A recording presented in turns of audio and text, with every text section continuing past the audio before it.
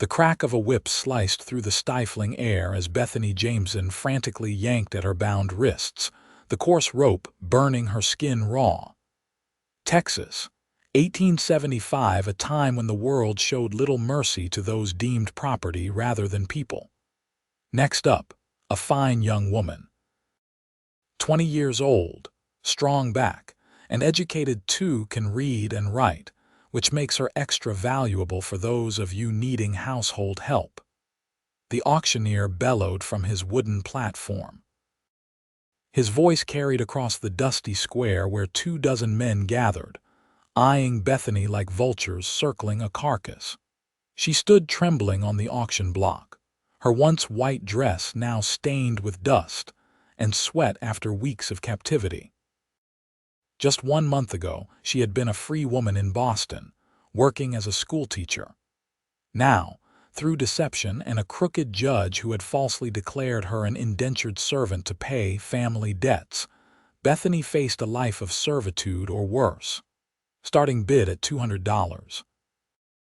The auctioneer shouted, gripping Bethany's chin and turning her face from side to side. "Look at this pretty face, gentlemen. Fair skin that hasn't seen too much sun. A real bargain." Bethany scanned the crowd desperately. Most were rough-looking men with hard eyes and harder expressions. One man in particular made her blood run cold, tall and broad-shouldered with a jagged scar running from his left eye to his jaw. He licked his lips as he stared at her, and Bethany knew with sickening certainty what fate awaited her if he won the bidding. "200, called a voice from the back. "250, countered another. The scarred man raised his hand.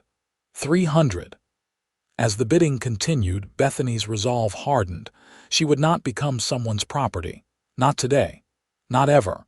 The auctioneer was distracted by a heated exchange between 2 bidders when Bethany made her move.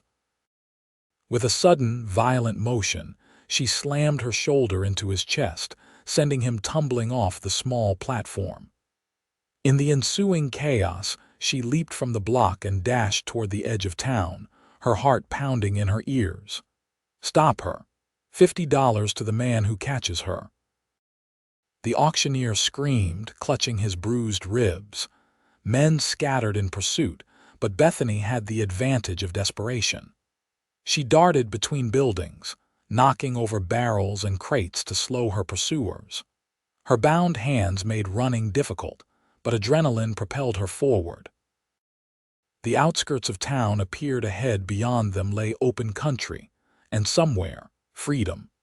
Miles away, unaware of the desperate chase unfolding in town, Heath Jameson wiped sweat from his brow as he adjusted the cinch on his saddle. At 26, Heath had spent more than half his life on horseback, working cattle and delivering mail across the Western Territories. His current job as a courier kept him constantly on the move, which suited his restless nature just fine.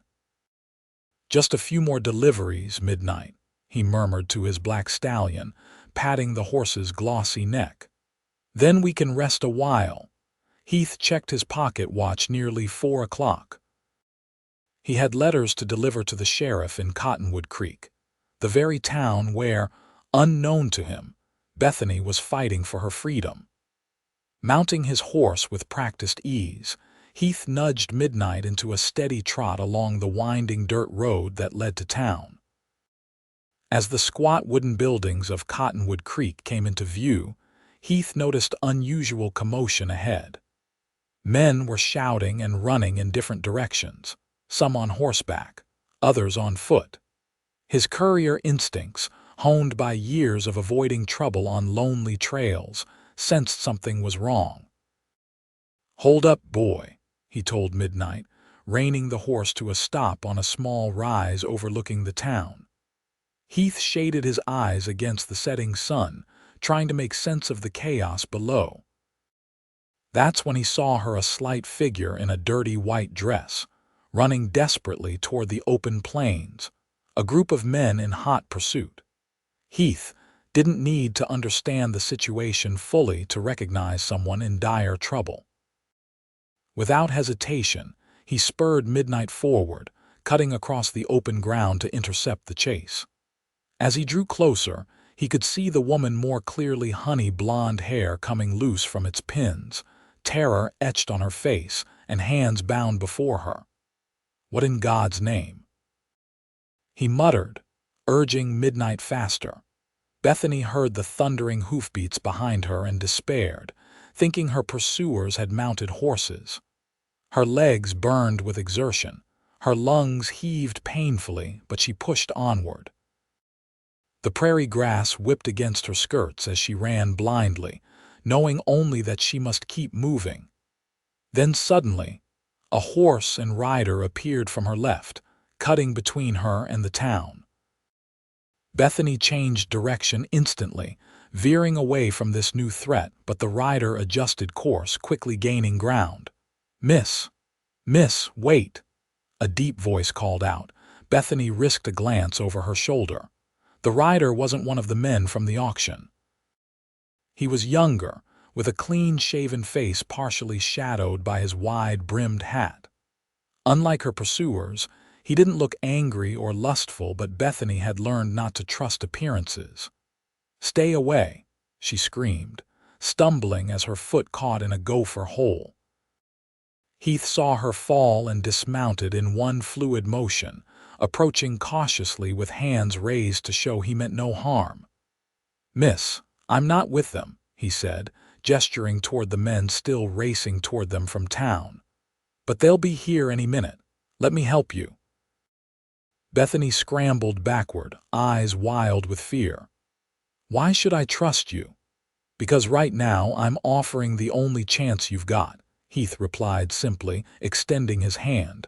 For a heartbeat, Bethany hesitated, weighing her options. The shouts of her pursuers grew closer. This stranger might be lying, might be worse than those she fled, but her alternatives had dwindled to none. "Please," she whispered, her voice breaking with a quick nod. Heath pulled a knife from his boot and sliced through the ropes binding her wrists. In one smooth motion, he helped her onto Midnight's back, then swung up behind her. "Hold tight," he instructed, placing her hands on the saddle horn before urging Midnight into a gallop.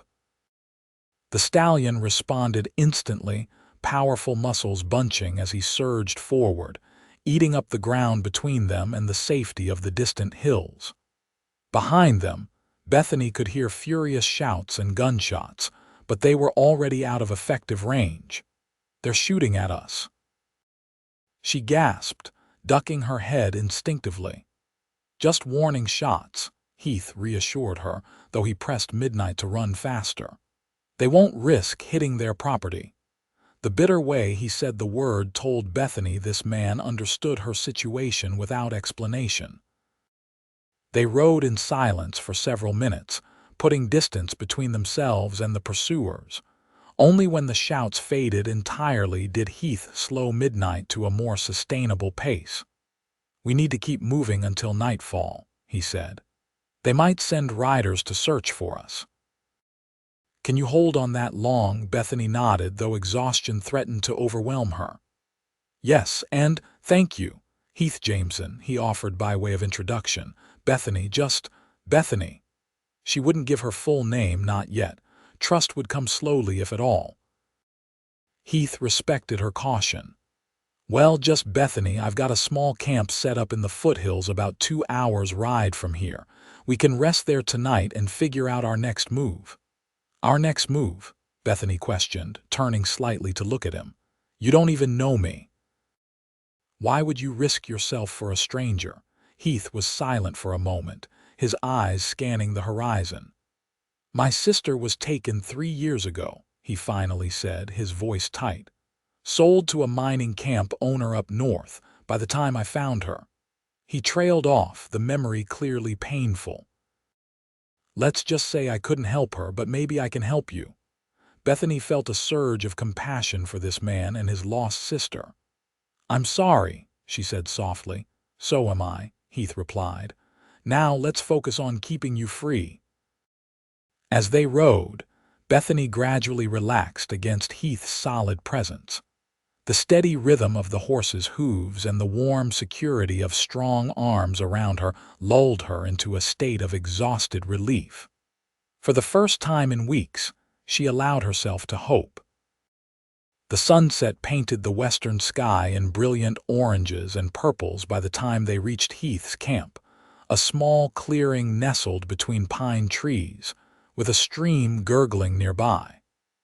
A simple lean-to provided shelter, and a fire pit stood ready for lighting. "It's not much," Heath said as he helped Bethany dismount, "but it's hidden and safe." Bethany's legs nearly buckled when her feet touched the ground, her body finally registering the full extent of her ordeal. Heath caught her elbow, steadying her. "Easy there," he murmured. "When's the last time you ate?" "Yesterday morning," Bethany admitted. They didn't want to waste food on merchandise that might not sell. Heath's jaw tightened at her words. "Sit down by the fire pit. I'll get us something to eat." While Heath busied himself tending to midnight and retrieving supplies from his saddlebags, Bethany sank onto a fallen log, massaging her raw wrists. The reality of her situation settled heavily upon her. She was a fugitive now, with nowhere to go and no resources of her own. Even if she evaded her immediate pursuers, the law would likely side against her. A woman alone had few rights in this territory, especially one accused of breaking a contract. "Here," Heath said, returning with a canteen and some jerky. "It's not a feast, but it'll keep you going." Bethany accepted the food gratefully. "How long have you been out here?" she asked between careful bites. "I'm a courier," Heath explained, busying himself with building a small fire. "I ride between settlements delivering mail and packages. This is one of several camps I keep maintained along my routes." "So you're always moving," Bethany observed. Heath nodded. "Makes it hard for trouble to find me, or at least that was the theory until today." He smiled slightly, taking any sting from his words. "I've caused you trouble," Bethany said, lowering the jerky. "Those men, they'll be looking for both of us now." "I can handle myself," Heath assured her, striking a match to light the kindling. "And I know this territory better than most. We'll stay ahead of them." As the fire caught and grew, casting a warm glow over the clearing, Bethany studied her rescuer more carefully.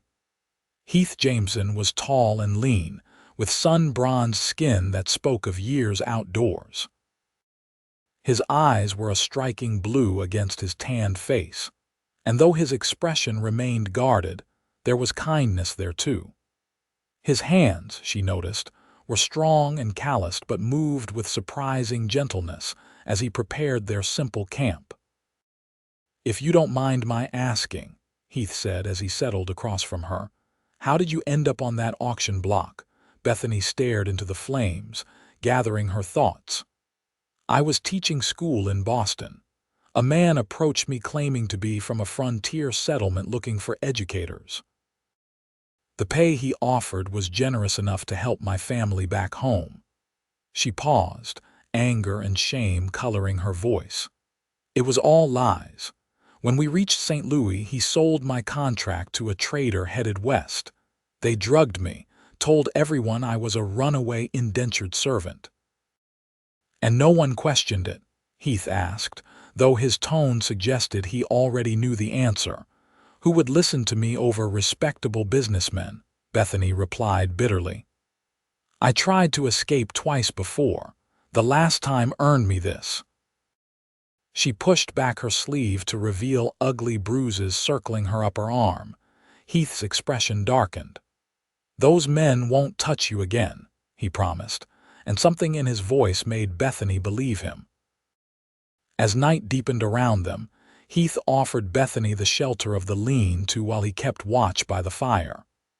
Despite her exhaustion, sleep came fitfully, her dreams plagued by the faces of men bidding for her life. Each time she startled awake, the steady presence of Heath by the fire calmed her racing heart. At first light, Heath gently roused her. "We should move on," he said, offering a tin cup of coffee. They'll be organizing search parties at dawn. Bethany accepted the coffee gratefully, inhaling its rich aroma. Where will we go? I have a delivery to make at Fort Carson, about 3 days' ride north of here, Heath explained. It's a small military outpost, but there's a settlement growing around it. We might find help there. The commander is a fair man who respects the law but has little patience for slavers and those who skirt it with indentured servitude. 3 days, Bethany murmured, calculating the risks. Will midnight carry us both that far? Heath patted the stallion's neck affectionately. He's stronger than he looks. We'll pace ourselves and rest when needed. They broke camp efficiently, Heath teaching Bethany his system for leaving minimal trace. Within half an hour, they were mounted and moving north, keeping to the shelter of tree lines and valleys where possible. As they rode, Bethany gradually shared more of her story: her childhood in Pennsylvania, her education at a women's college, her dream of establishing schools in underserved communities. Heath listened attentively, offering occasional insights about the territories they passed through. In turn, he told her about growing up on a small ranch in Colorado, losing his parents to influenza when he was 17, and his years drifting from job to job before finding his calling as a courier. After Emma, my sister, disappeared, staying in one place felt impossible, he admitted. Being on the road means I can keep looking for information about what happened to her, and maybe help others avoid the same fate. By midday, they had covered significant ground, but midnight needed rest. They stopped in a sheltered grove beside a small pond, where Heath taught Bethany how to identify edible plants to supplement their meager supplies. You're remarkably self-sufficient, Bethany observed as Heath expertly prepared a simple meal from their foraged finds. He shrugged. Out here you learn fast or you don't survive long. Will you teach me? She asked suddenly. I don't want to be helpless if... She didn't finish the thought, but Heath understood. If we get separated, he completed gently. Yes, I'll teach you, starting now. For the next hour, as midnight grazed peacefully, Heath showed Bethany basic survival skills: how to find north without a compass, how to start a fire with minimal tools, which plants to avoid, and how to move quietly through different terrains. You're a natural, he praised when she successfully started a small flame using his flint and steel. A quick learner. Bethany smiled, pleased by the compliment. I've always believed knowledge is the most valuable currency. Out here, that's certainly true, Heath agreed, extinguishing the practice fire carefully. They resumed their journey shortly after, making good progress through the afternoon. As the sun began to set, however, Heath grew increasingly alert, frequently checking their back trail and studying the horizon. Is something wrong? Bethany finally asked, sensing his tension. Heath hesitated. Probably nothing, but there's been dust on the horizon behind us for the last hour. Could be travelers, could be pursuit. Fear flickered through Bethany's chest. What should we do?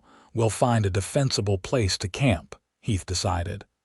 There's a rock formation about 2 miles ahead where we can see anyone approaching.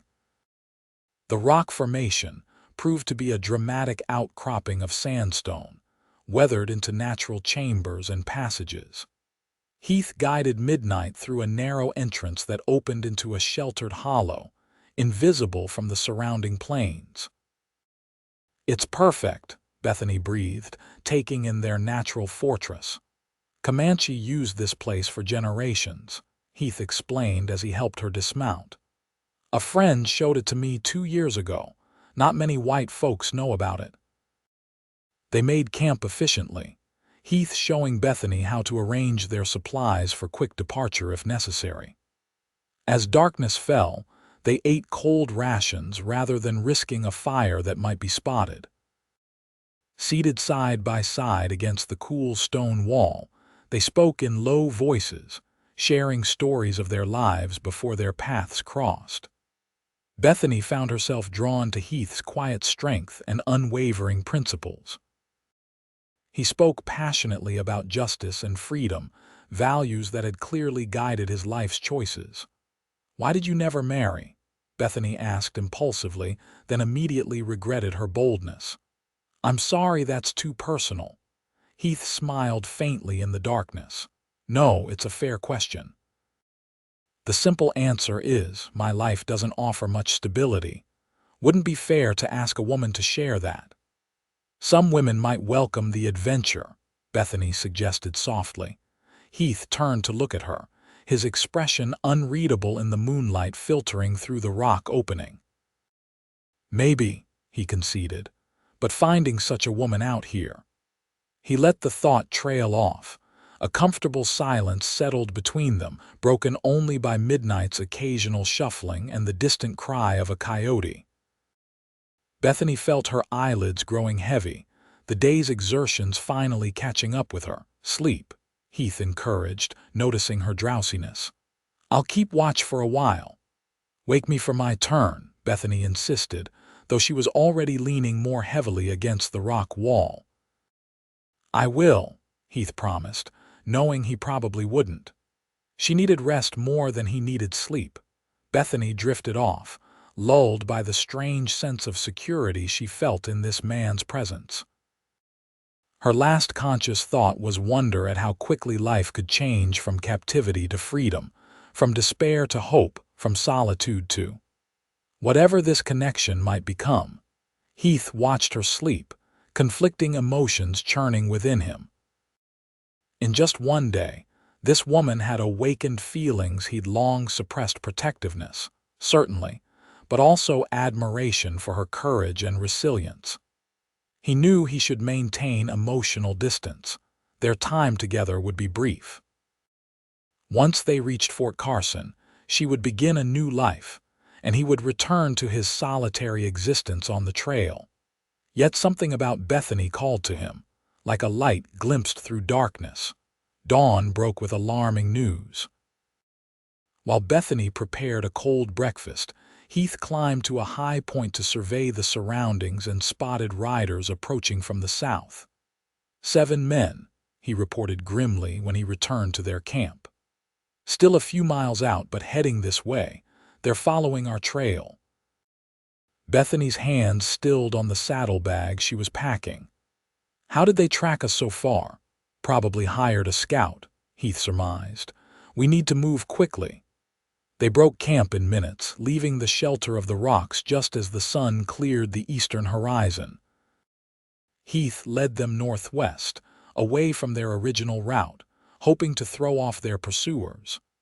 "The terrain gets rougher ahead," he explained as midnight picked his way through increasingly rocky ground. "Harder to follow tracks." For hours they rode in tense silence, stopping only when absolutely necessary to rest Midnight, who was showing signs of strain from carrying double his usual burden across difficult terrain. By midday, they had entered a region of broken badlands, eroded hills, and deep ravines carved by ancient floods.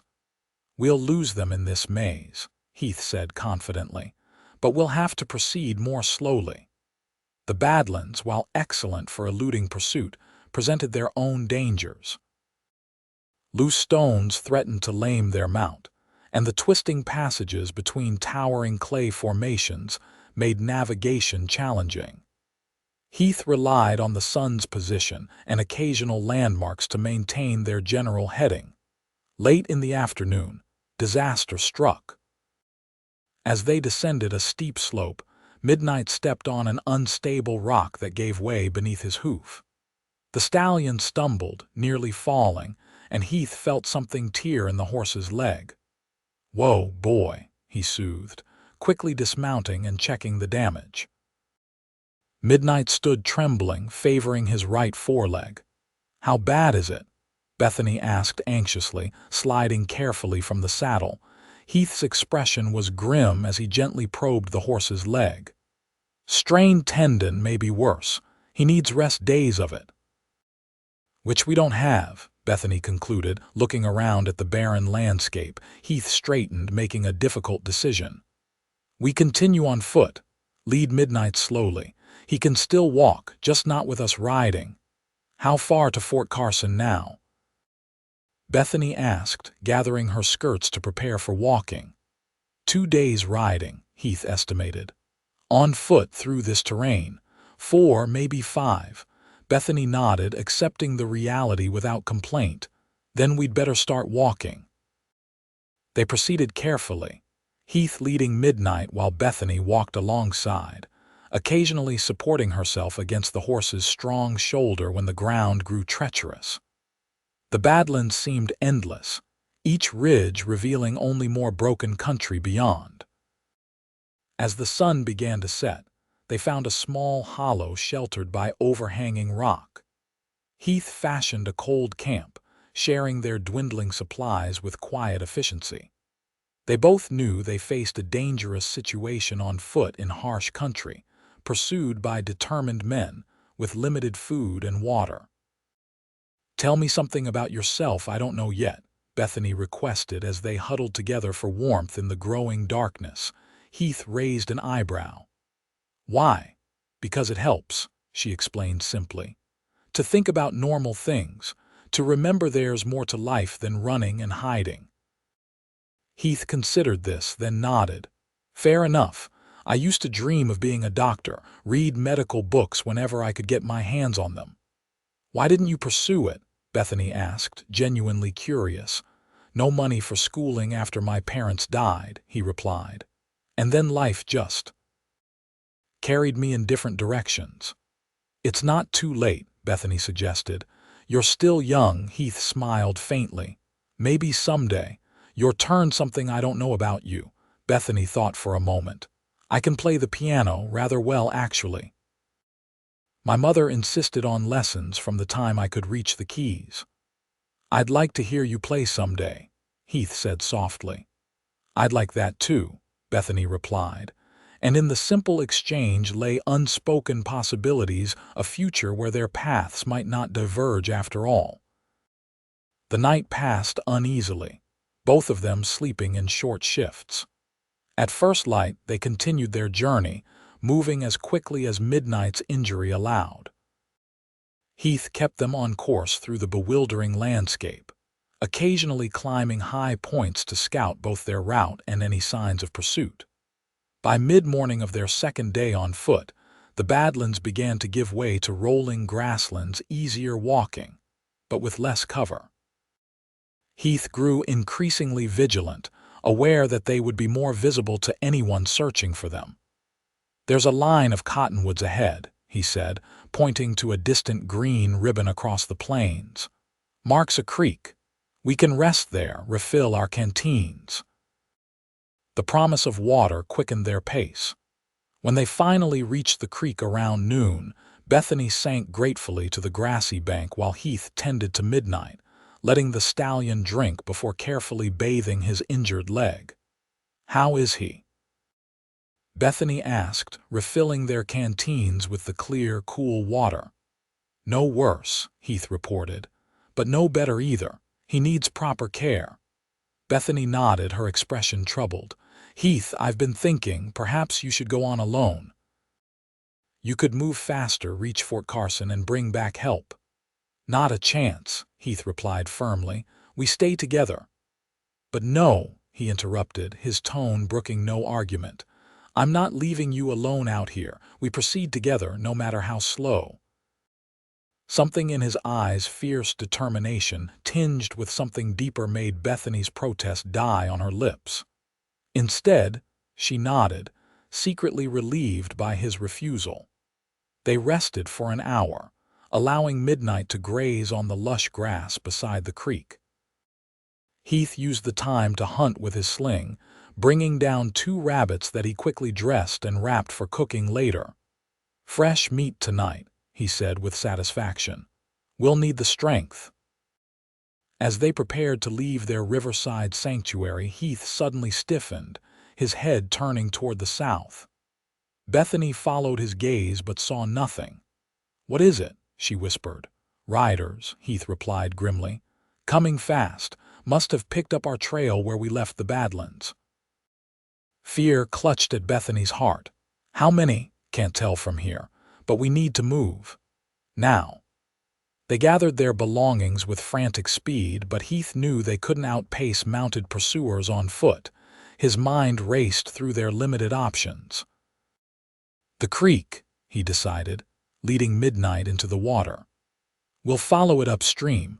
The water will hide our tracks. For over an hour they splashed through the shallow creek, the cold water numbing their feet but providing their only hope of evading capture. Heath helped Bethany across deeper sections, his strong hand steadying her when she stumbled on slippery stones. Eventually, the creek curved sharply west away from their northern destination. Heath reluctantly led them out of the water onto the eastern bank. We'll have to risk leaving tracks now, he said. But we've bought some time. They continued northward across open prairie, both scanning the horizon frequently for any sign of pursuit. By late afternoon, exhaustion dragged at their steps, and even Heath's determined pace had slowed considerably. There, he said suddenly, pointing to a dark smudge on the horizon. Trees. Probably another creek or maybe a small river. We can make camp there. It took another hour of grueling walking to reach the trees, which proved to be a substantial grove surrounding a clear running stream. Better yet, the area showed signs of recent beaver activity, fallen trees and half-built dams that could provide materials for shelter. We'll stop here for the night, Heath decided. With a proper fire, we both need rest and hot food. While Heath constructed a small lean-to using beaver-felled saplings, Bethany gathered firewood and kindling. Working together, they soon had a comfortable camp established. Heath prepared the rabbits for roasting, teaching Bethany his method for ensuring the meat stayed moist and flavorful. As twilight deepened into night, they sat close together by the fire, the first hot meal in days reviving their spirits. Midnight grazed peacefully nearby, his injured leg seeming to trouble him less after a day of light walking. You think we've lost them? Bethany asked, her voice low despite the unlikelihood of being overheard. Heath considered the question honestly. For now, perhaps, but they're persistent. They'll keep searching, probably have men watching the approaches to Fort Carson, knowing that's the nearest settlement. Then what will we do? Change our destination, Heath decided. There's a small trading post about a day's journey northeast of here, run by a Frenchman named Baptiste and his Pawnee wife. Good people who mind their own business and help those who need it. Can they be trusted? Bethany asked, remembering all too well how her trusting nature had led to her captivity. With our lives, Heath assured her. Baptiste helped me once when I was running from some angry Comancheros. Never asked questions, just provided shelter until it was safe to move on. Relief softened Bethany's features. Then we'll go there. They lapsed into comfortable silence, the crackling fire and chorus of night insects creating a peaceful backdrop to their thoughts. Bethany found herself studying Heath's profile in the firelight, the strong line of his jaw, the slight furrow between his brows as he gazed into the flames, the way his mouth occasionally curved into the ghost of a smile at some private thought. In just 3 days, this man had become more than a rescuer. He was becoming essential to her in ways she couldn't fully articulate. His steady presence grounded her, his quiet competence inspired confidence, and his rare smiles warmed something within her that had long been cold. You're staring, Heath observed softly without looking at her. Bethany felt heat rise to her cheeks. I was just thinking. About how strange life is, she replied honestly. A week ago, I was certain my life was over, that I'd spend whatever remained of it in servitude or worse.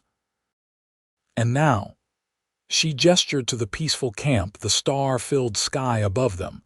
And now, Heath prompted when she didn't continue. Bethany met his gaze directly. "And now I feel hope again because of you."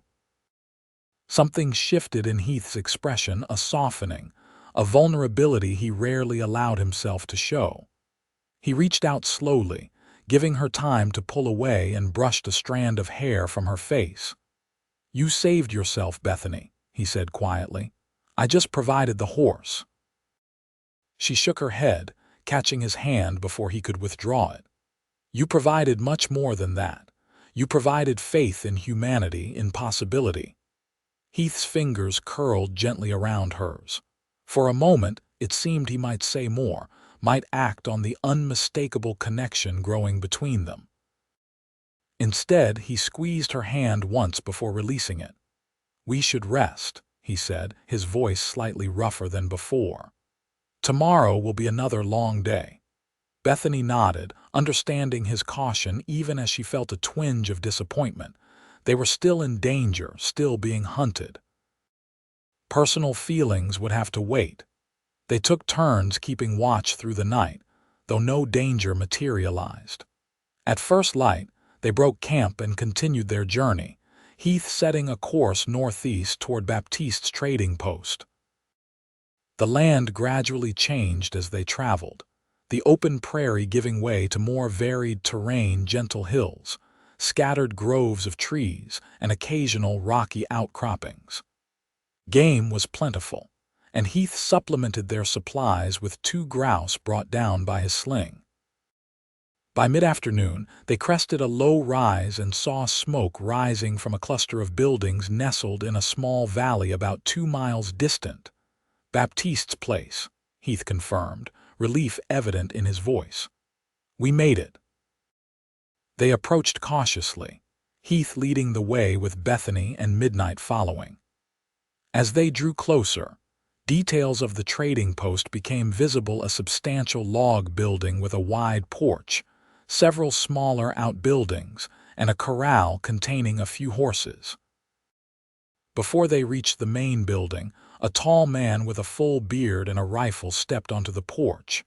He raised the weapon, not quite pointing it at them but making its presence known. "That's far enough," he called. "State your business." Heath raised his hand slightly. "Baptiste." "It's Heath Jameson. We come seeking help." The man squinted, then lowered his rifle. "Heath, is that truly you?" His accent was distinctly French, his voice carrying a musical quality despite its gruffness. "It's me, old friend," Heath confirmed, leading Bethany and Midnight closer.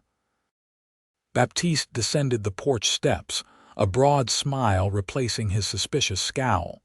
He clasped Heath's hand warmly, then stepped back to assess the newcomers. "You look terrible, mon ami," he declared bluntly. "And your horse is injured. Who is this lady and what trouble follows you?"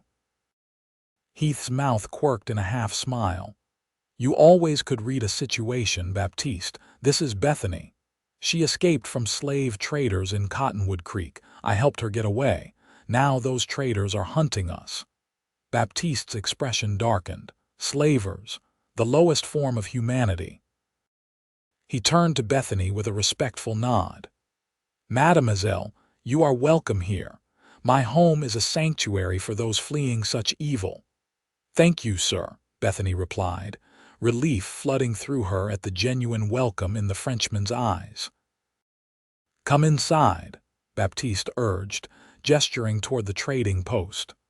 "My wife will tend to your needs while I see to your horse."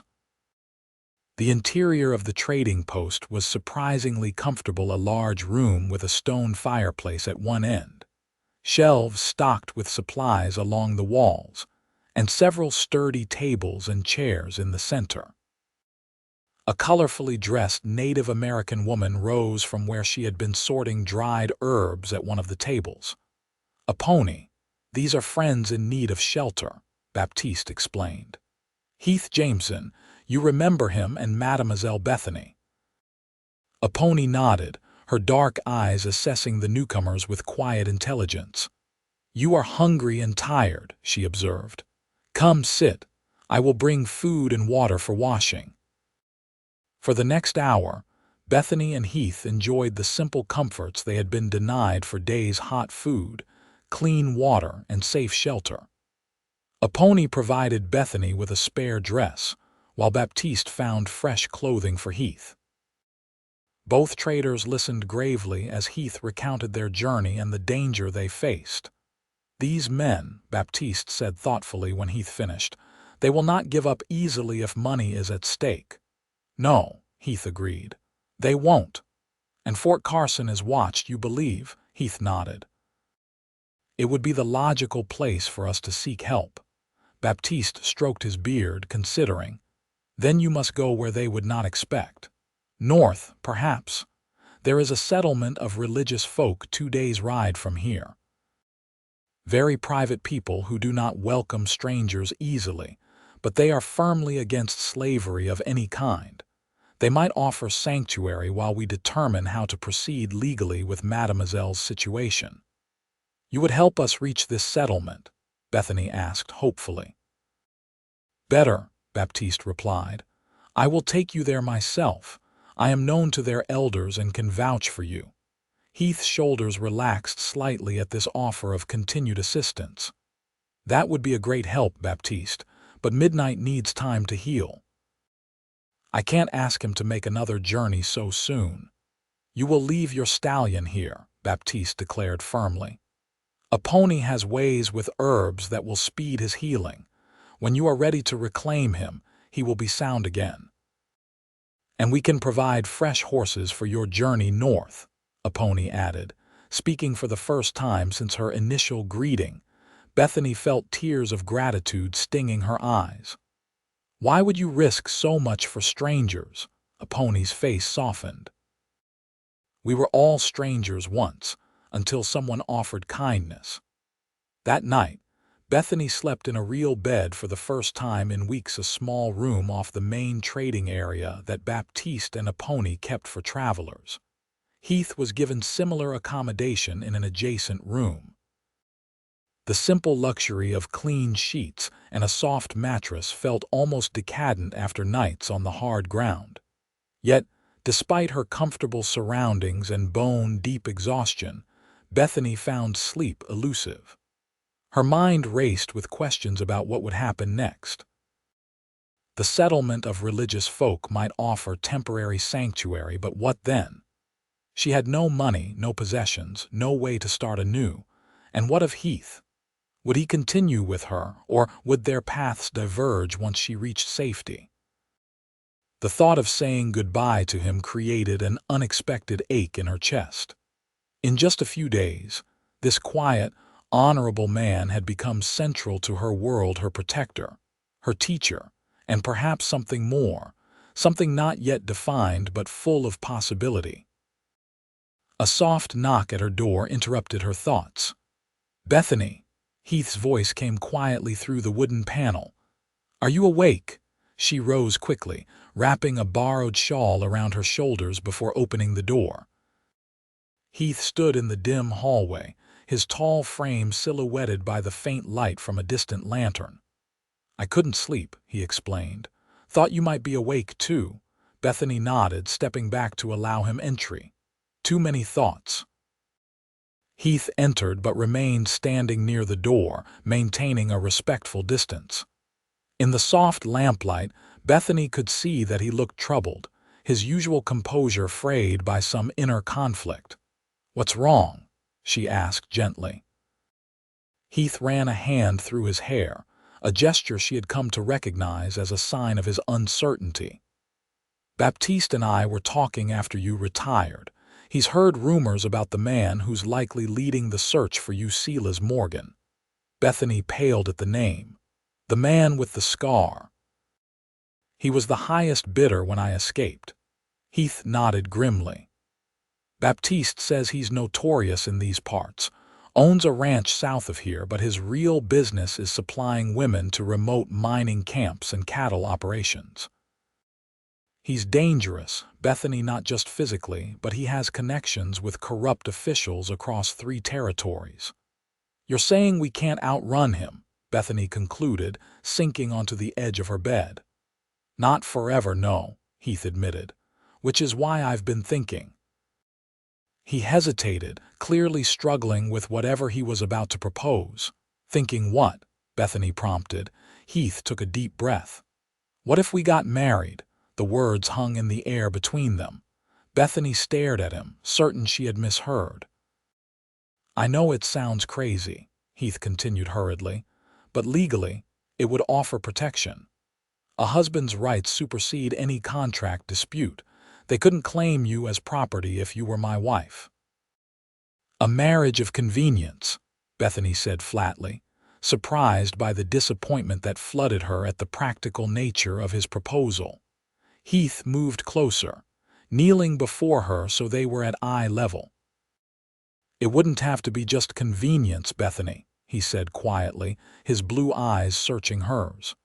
"These past days, I've come to care for you, more than I should, perhaps, given the circumstances, but I can't deny what I feel." Bethany's heart quickened at his words, at the vulnerability in his expression. "Heath, I'm not offering out of mere duty," he continued earnestly. "I'm offering because the thought of a future without you in it has become unthinkable." Tears pricked at Bethany's eyes. "We've known each other less than a week. And yet I feel I've known you all my life," Heath replied simply. "Some connections defy time, Bethany." She reached out tentatively, her fingers tracing the line of his jaw.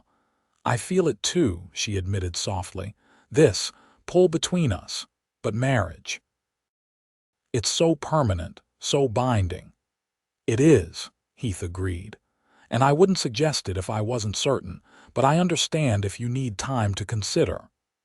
Bethany studied his face in the gentle lamplight, the earnestness in his eyes, the tension in his mouth that betrayed his fear of rejection. In that moment, she realized that despite the swiftness of their connection, her feelings for this man ran surprisingly deep. He had risked everything for her safety, had treated her with unwavering respect, had shown her by every action that he was a man of honor and compassion. "I don't need time," she decided, her voice steadying with conviction. "Yes, Heath Jameson, I'll marry you." The smile that transformed his face was like sunrise breaking over the plains, sudden and brilliant and full of promise. He captured her hand in his, pressing her palm against his heart. "I'll spend my life making sure you never regret this decision," he vowed. "I know you will," Bethany replied with quiet confidence. They remained thus for a long moment, hands joined, futures intertwining. Then Heath rose reluctantly. "I should let you rest. We have much to discuss with Baptiste in the morning." Before leaving, he bent and placed a gentle kiss on her forehead, a promise of tenderness to come. "Good night, Bethany." "Good night," she whispered, watching him withdraw. After he left, Bethany lay back on her bed, her mind spinning with this unexpected turn of events. Marriage had never been her immediate goal. She had always prioritized her independence, her teaching career. Yet now, facing a future as Heath Jameson's wife, she felt not constraint but possibility. Their partnership would be one of equals, she sensed. He valued her mind, her spirit, not just her presence in his bed.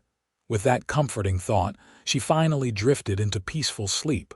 Morning brought practical considerations. Over breakfast, Heath and Bethany shared their decision with Baptiste and a pony, who received the news with knowing smiles. "I suspected as much," Baptiste declared, slapping Heath's shoulder approvingly. "The way you look at each other, it speaks volumes." "Is there someone at this settlement who could perform a ceremony?" Heath asked, his hand covering Bethany's on the table. Baptiste nodded. "Their elder, Jacob, is authorized to perform marriages, but more importantly, this changes our strategy. A married couple traveling together raises fewer questions than a single man and woman." "How so?" Bethany inquired. "We will tell a different story," Baptiste explained. "You are newly married, visiting from the east, perhaps. Your coach was robbed on the journey west, leaving you without papers or possessions. I, as a family friend, am escorting you to your new homestead. A simple tale that explains our circumstances without inviting too many questions, Heath approved. Precisely, Baptiste agreed. And I have an idea about establishing your identities more permanently, but first we should prepare for your wedding. The next few hours passed in a flurry of activity. A pony produced a dress of cream-colored cotton, embroidered with delicate flowers, that had once belonged to her sister. Though simple, it was far more suitable for a bride than Bethany's borrowed everyday dress. Baptiste found a clean shirt and vest for Heath, and a pony fashioned a small bouquet of wildflowers gathered from around the trading post. By midday, all was ready. They gathered in the main room of the trading post, where Baptiste had cleared a space and set up a small table covered with a clean cloth. Upon it sat a family Bible and 2 simple gold bands, wedding gifts from the traders, who refused all offers of future repayment. "These belong to my parents," Baptiste explained, presenting the rings. "They had a marriage of 50 years, full of love and respect. May yours be as blessed." With Baptiste officiating and a pony as witness, Heath and Bethany exchanged vows, simple promises of love, fidelity, and mutual support. When Heath slipped the ring onto Bethany's finger, his hands trembled slightly, betraying the depth of his emotion despite his outward calm. "With this ring, I pledge my life to yours," he said, his voice steady despite his trembling hands. "Whatever comes, we face it together." Bethany's response caught in her throat as she placed the matching band on Heath's finger. "With this ring, I choose you today and all my tomorrows. By the authority granted me by the territory of Colorado, and more importantly, by the blessing of God," Baptiste declared formally, "I now pronounce you husband and wife." The kiss that sealed their union began tenderly but deepened quickly, carrying the promise of passion long restrained. When they finally parted, both were breathless, and a pony was smiling broadly. "Now," Baptiste announced, breaking the moment with practical concerns, "we feast to celebrate, and tomorrow we journey north as planned." The wedding feast was simple but abundant: venison stew, fresh bread, preserved fruits, and even a small cake that a pony had somehow managed to prepare while the wedding arrangements were being made. They ate and talked and laughed, the shadow of danger temporarily banished by joy. As evening approached, Baptiste discreetly showed the newlyweds to a small cabin behind the main trading post, a place usually reserved for his own retreats from the bustle of business, but tonight dedicated to the newly married couple. "Rest well," he said with a meaningful wink. "We depart at dawn." Alone together at last, Heath and Bethany faced each other in the cozy single-room cabin. A fire had been laid in the small hearth, casting warm light over the simple furnishings: a bed with clean linens, a table with 2 chairs, a washstand with a pitcher and bowl. "Wife," Heath said softly, testing the word. "Husband," Bethany returned, equally tentative. For a moment, uncertainty flickered between them. Then Heath stepped forward, taking her hands in his. "I meant every word of my vows," he said earnestly. "But I want you to know I expect nothing from you that you're not ready to give. This marriage began as protection, and if you need time before it becomes more, I understand." Bethany's heart swelled at his consideration. Even now, with every right to claim her as his wife, he placed her comfort above his desires. She reached up to touch his face, tracing the line of his cheekbone with gentle fingers. "Heath Jameson," she said softly, "I've had nothing but time to think these past days.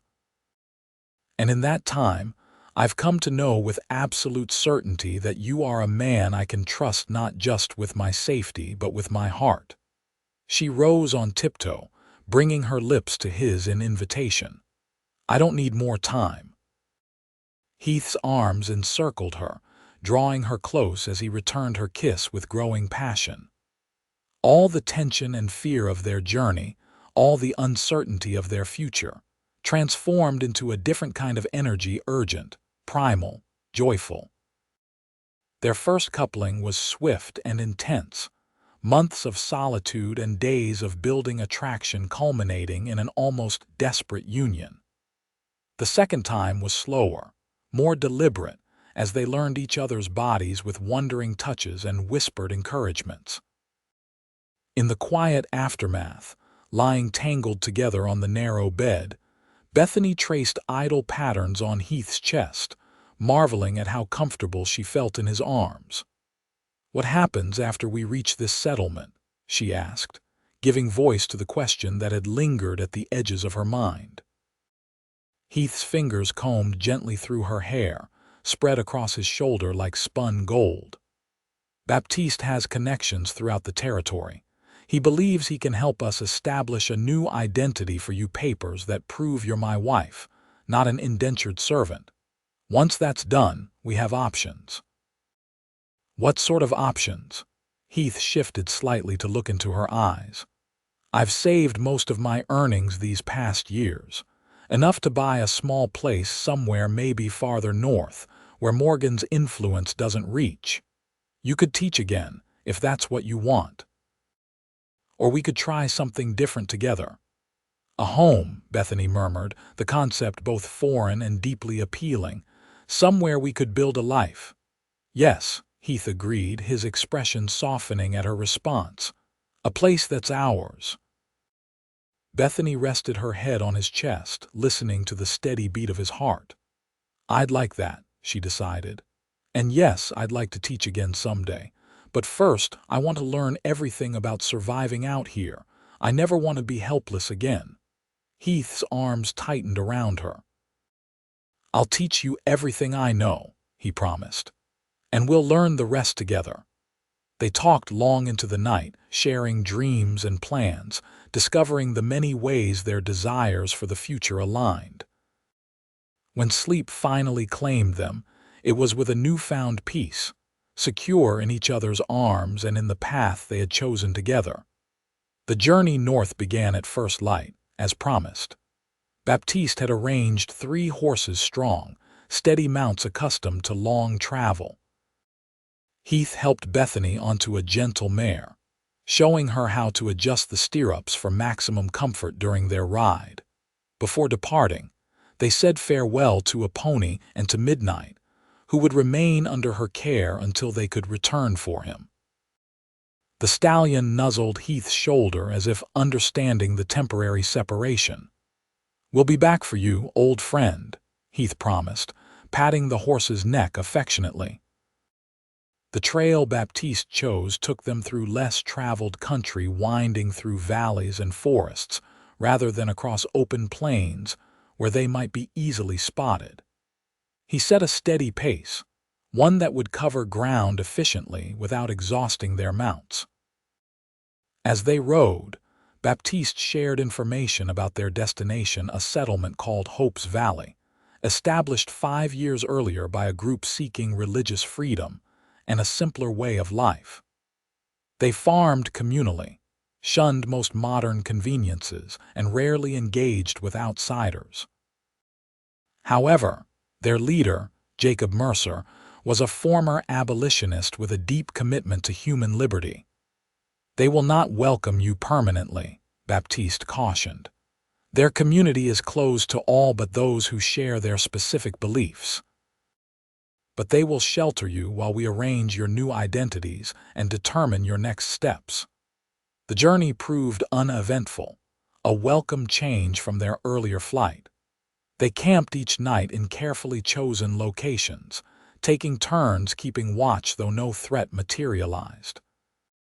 During these quiet evenings, Heath continued Bethany's education in wilderness survival, teaching her to build fires, identify edible plants, and even the basics of tracking. Baptiste observed their interactions with approval, noting the natural partnership that had developed between them. "You complement each other well," he remarked on their second evening. Heath has always been too solitary, too self-contained. You draw him out, make him speak what is in his heart." Bethany smiled, watching Heath arrange their bedrolls nearby. "And he grounds me. I've always lived in my head, in books and ideas. Heath teaches me to be present in the world."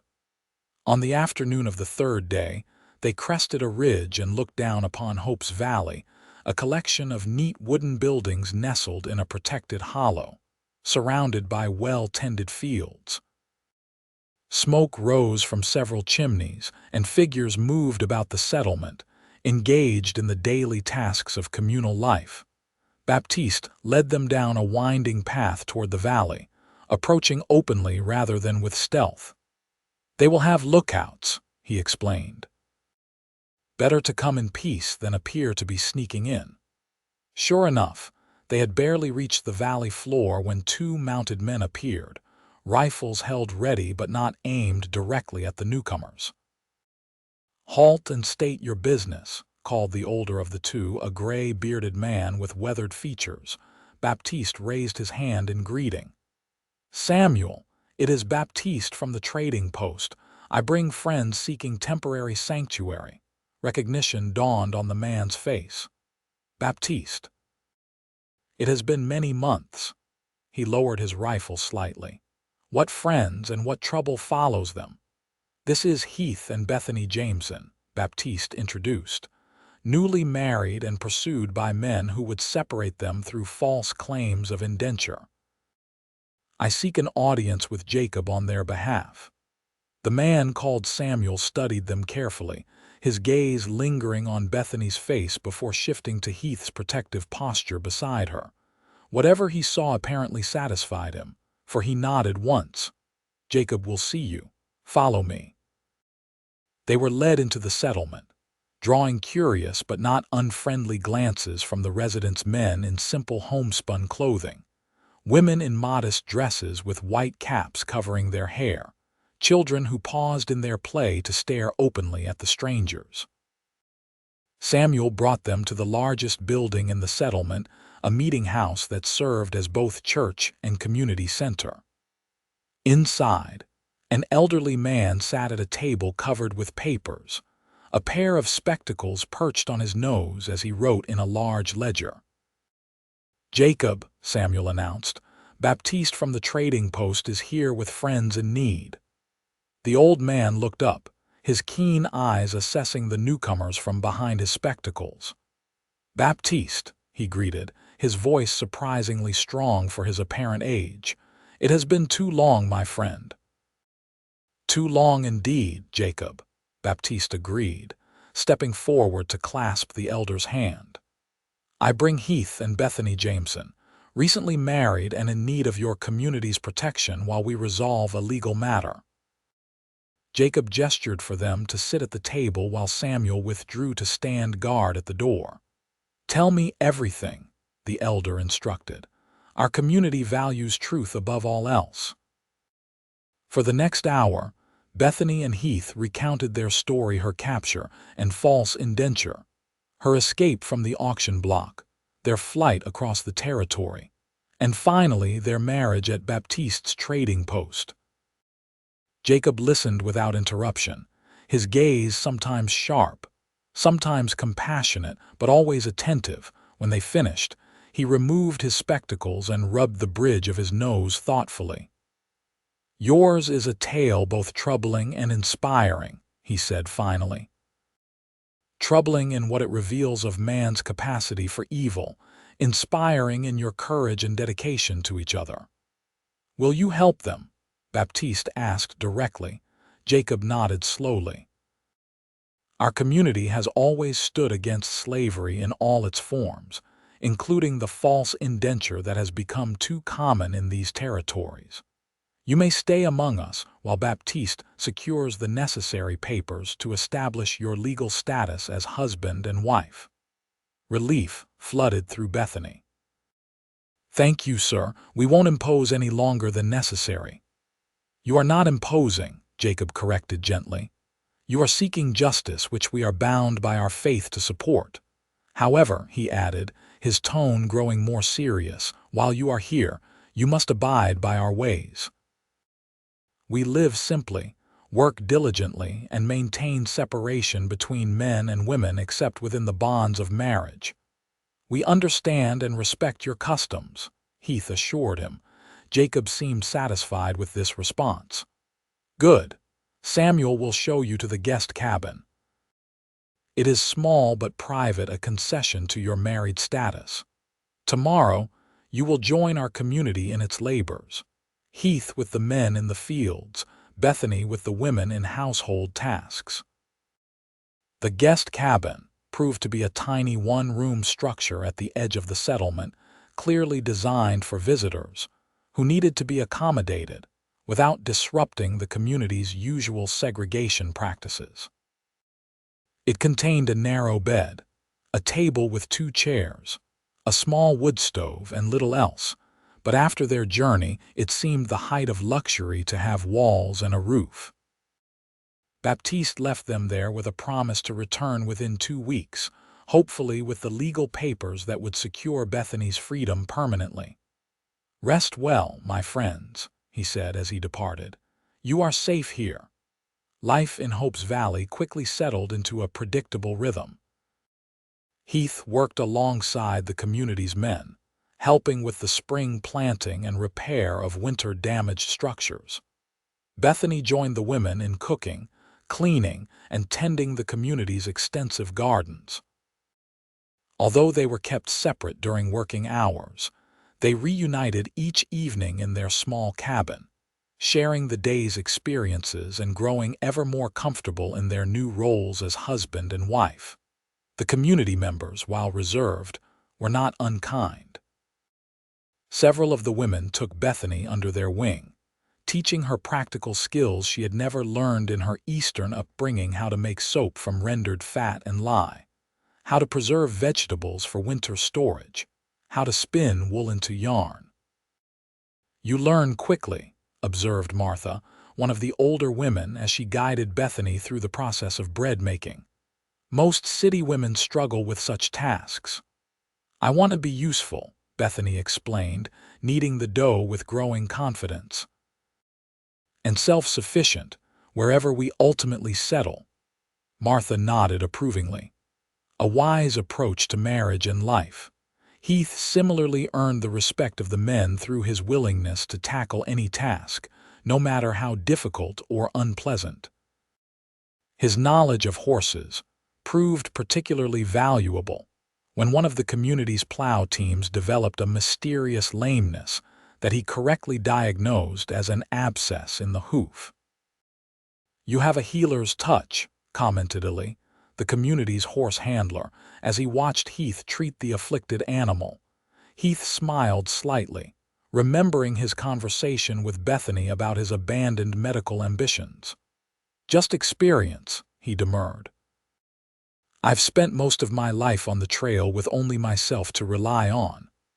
"A man should know how to care for those dependent on him," Ali agreed, "be they animals or family."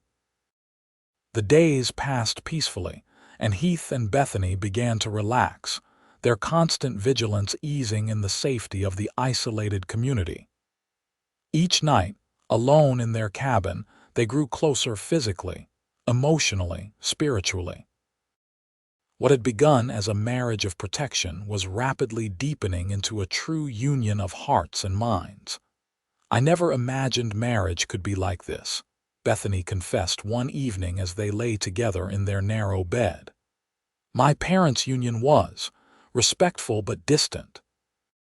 They occupied the same house, but rarely the same emotional space."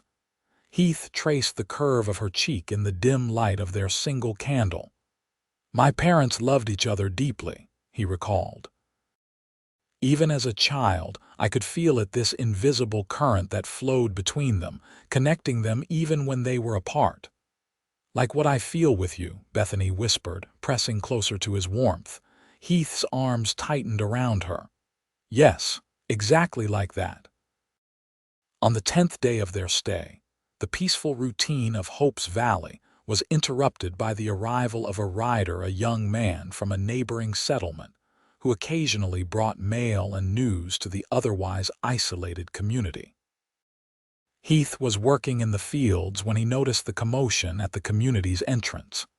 He straightened from his labor, watching as the rider spoke urgently to Jacob and several other elders. Something about the messenger's demeanor, tense, almost furtive, sent a chill of apprehension through Heath. He set down his tools and moved closer, trying to catch fragments of the conversation without appearing to eavesdrop. As he approached, Jacob spotted him and beckoned him over. "Heath," the elder said gravely, "this news concerns you and your wife. Timothy here brings word that men have been asking questions at settlements throughout the region, showing a sketch of a young woman who matches Bethany's description and offering rewards for information." Heath's muscles tensed. Morgan is still searching. Jacob nodded, and widening his net. "Timothy says these men have papers, allegedly legal documents proving their claim on the woman they seek." "Forgeries," Heath stated flatly. "No doubt," Jacob agreed. "But they carry weight with some authorities. More troubling, Timothy reports they were accompanied by a territorial marshal." Heath's blood ran cold. A marshal complicated matters significantly. Even if the man was corrupt and working with Morgan, he carried the authority of law. "I need to get Bethany," Heath said, already turning toward the women's work area. "She has been informed," Jacob assured him. "She awaits you at your cabin. Go now and we will discuss what must be done." Heath found Bethany pacing the small confines of their cabin, her face pale but composed. "You've heard?" he asked, taking her hands in his. She nodded. "Martha told me. Heath, they have a marshal with them." "I know, but a corrupt marshal with false papers doesn't change the truth. You're a free woman and my legal wife. But can we prove it?" Bethany asked, the heart of their dilemma laid bare in her simple question. "Without Baptiste and the papers he's securing for us, it's our word against theirs." Heath had no answer that would ease her fear, so he simply held her, offering the comfort of his presence when words failed. A knock at their door announced Jacob's arrival. The elder entered, his expression grave but determined. "We have discussed the situation," he informed them without preamble. "Our community cannot engage in direct conflict with territorial authorities, even corrupt ones. To do so would endanger all who live here." Heath nodded, having expected as much. "We understand. We'll leave immediately." "You misunderstand," Jacob corrected. "I did not say we would not help, only that we cannot engage in direct conflict. There are other ways to uphold justice." He sat at their small table, gesturing for them to join him. "Timothy brings word that these men are currently searching settlements east of here. They have not yet turned their attention to our valley, which gives us a small advantage of time. What do you propose?" Heath asked, hope kindling at the elder's tone. "We will send a rider to Baptiste, informing him of the urgency of your situation. Meanwhile, you will journey west into the mountains. Our community maintains a hunting cabin there, used during fall expeditions for game. Few know of its existence, and fewer still could find it without guidance." "You would trust us with this secret place?" Bethany asked, touched by the offer. Jacob's weathered face softened. "In the short time you have been among us, both of you have proven yourselves people of integrity and courage. Yes, we trust you." "How soon should we leave?" Heath inquired, already mentally preparing for the journey. "Tonight," Jacob replied firmly, "under cover of darkness. Ali will guide you to the cabin, then return here by a different route to avoid creating a trail. You will remain there until Baptiste either comes himself or sends word that it is safe to emerge." The plan was simple but sound. As darkness fell over Hope's Valley, Bethany and Heath prepared for their departure. The community provided supplies, food, clothing, basic medical items, and even a small cache of weapons for hunting and protection. "These are not meant for offensive use," Jacob cautioned as he presented Heath with a rifle and ammunition. "Our faith abhors violence, but we recognize the wilderness contains dangers both animal and human."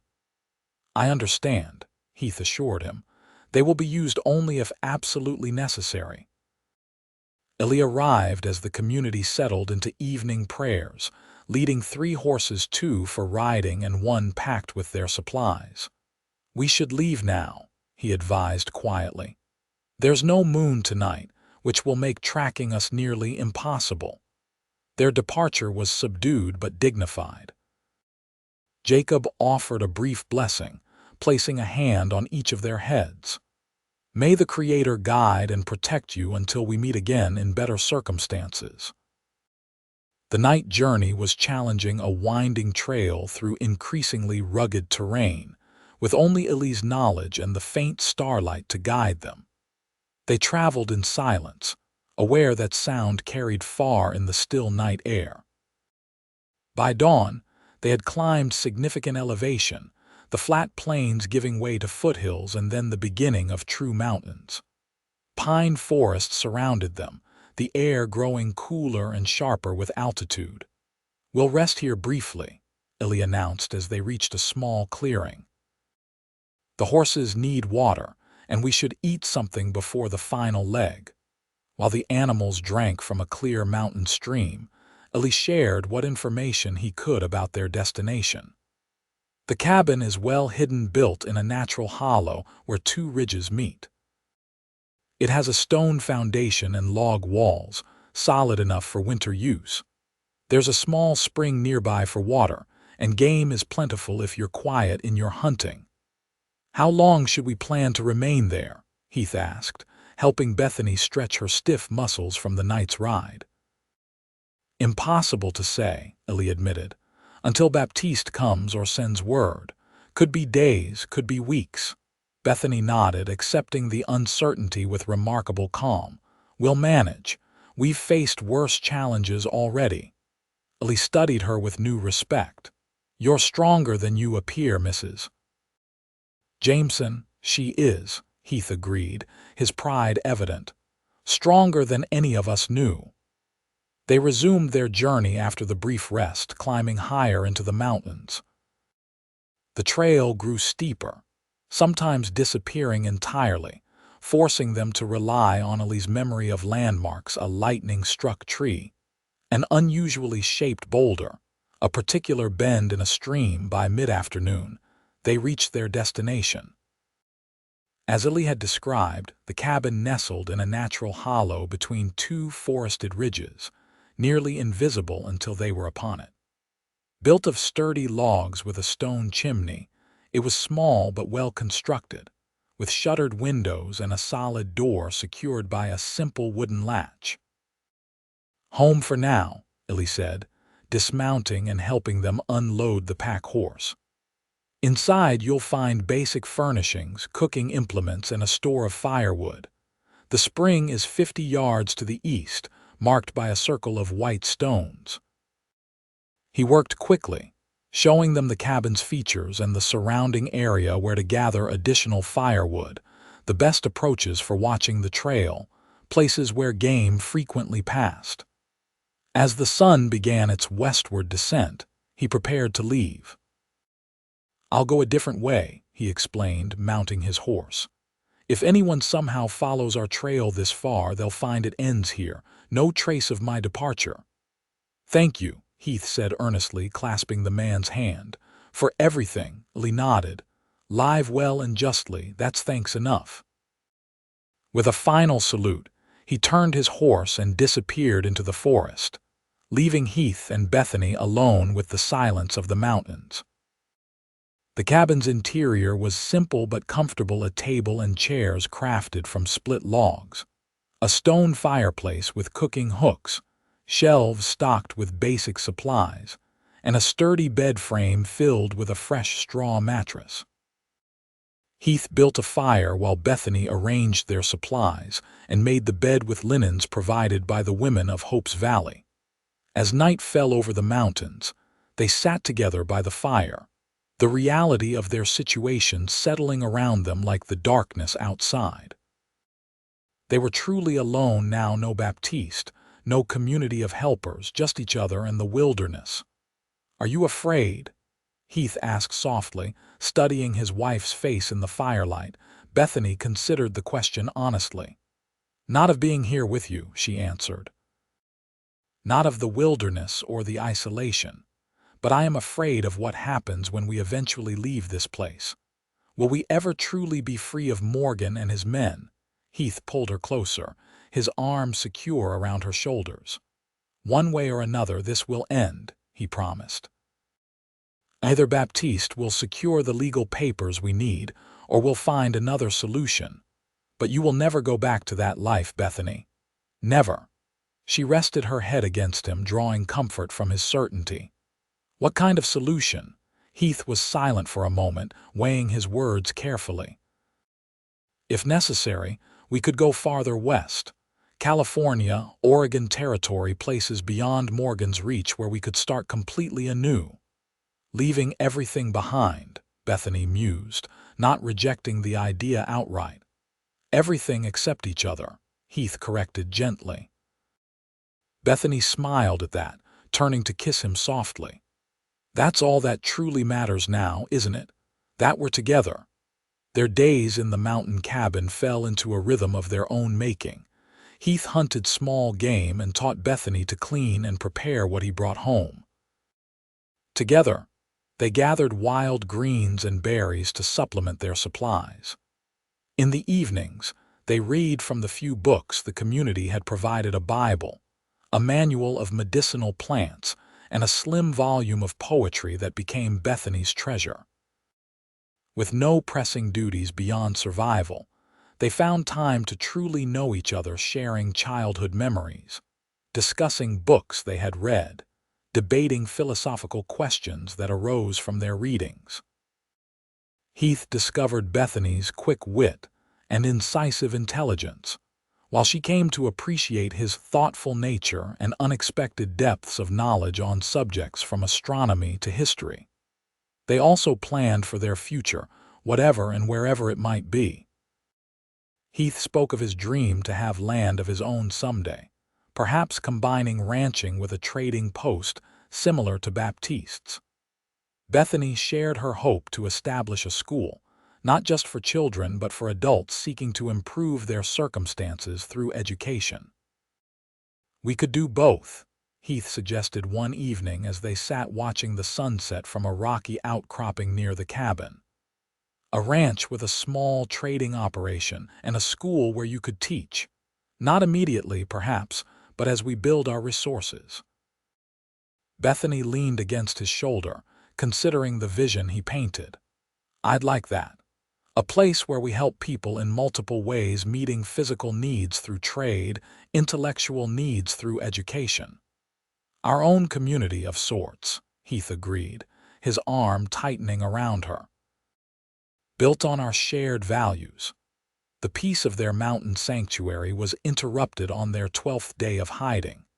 Heath had gone hunting at dawn, hoping to bring down a deer to smoke and preserve for their ongoing needs. Bethany remained at the cabin, tending to domestic tasks and enjoying a rare opportunity to wash her hair with heated water.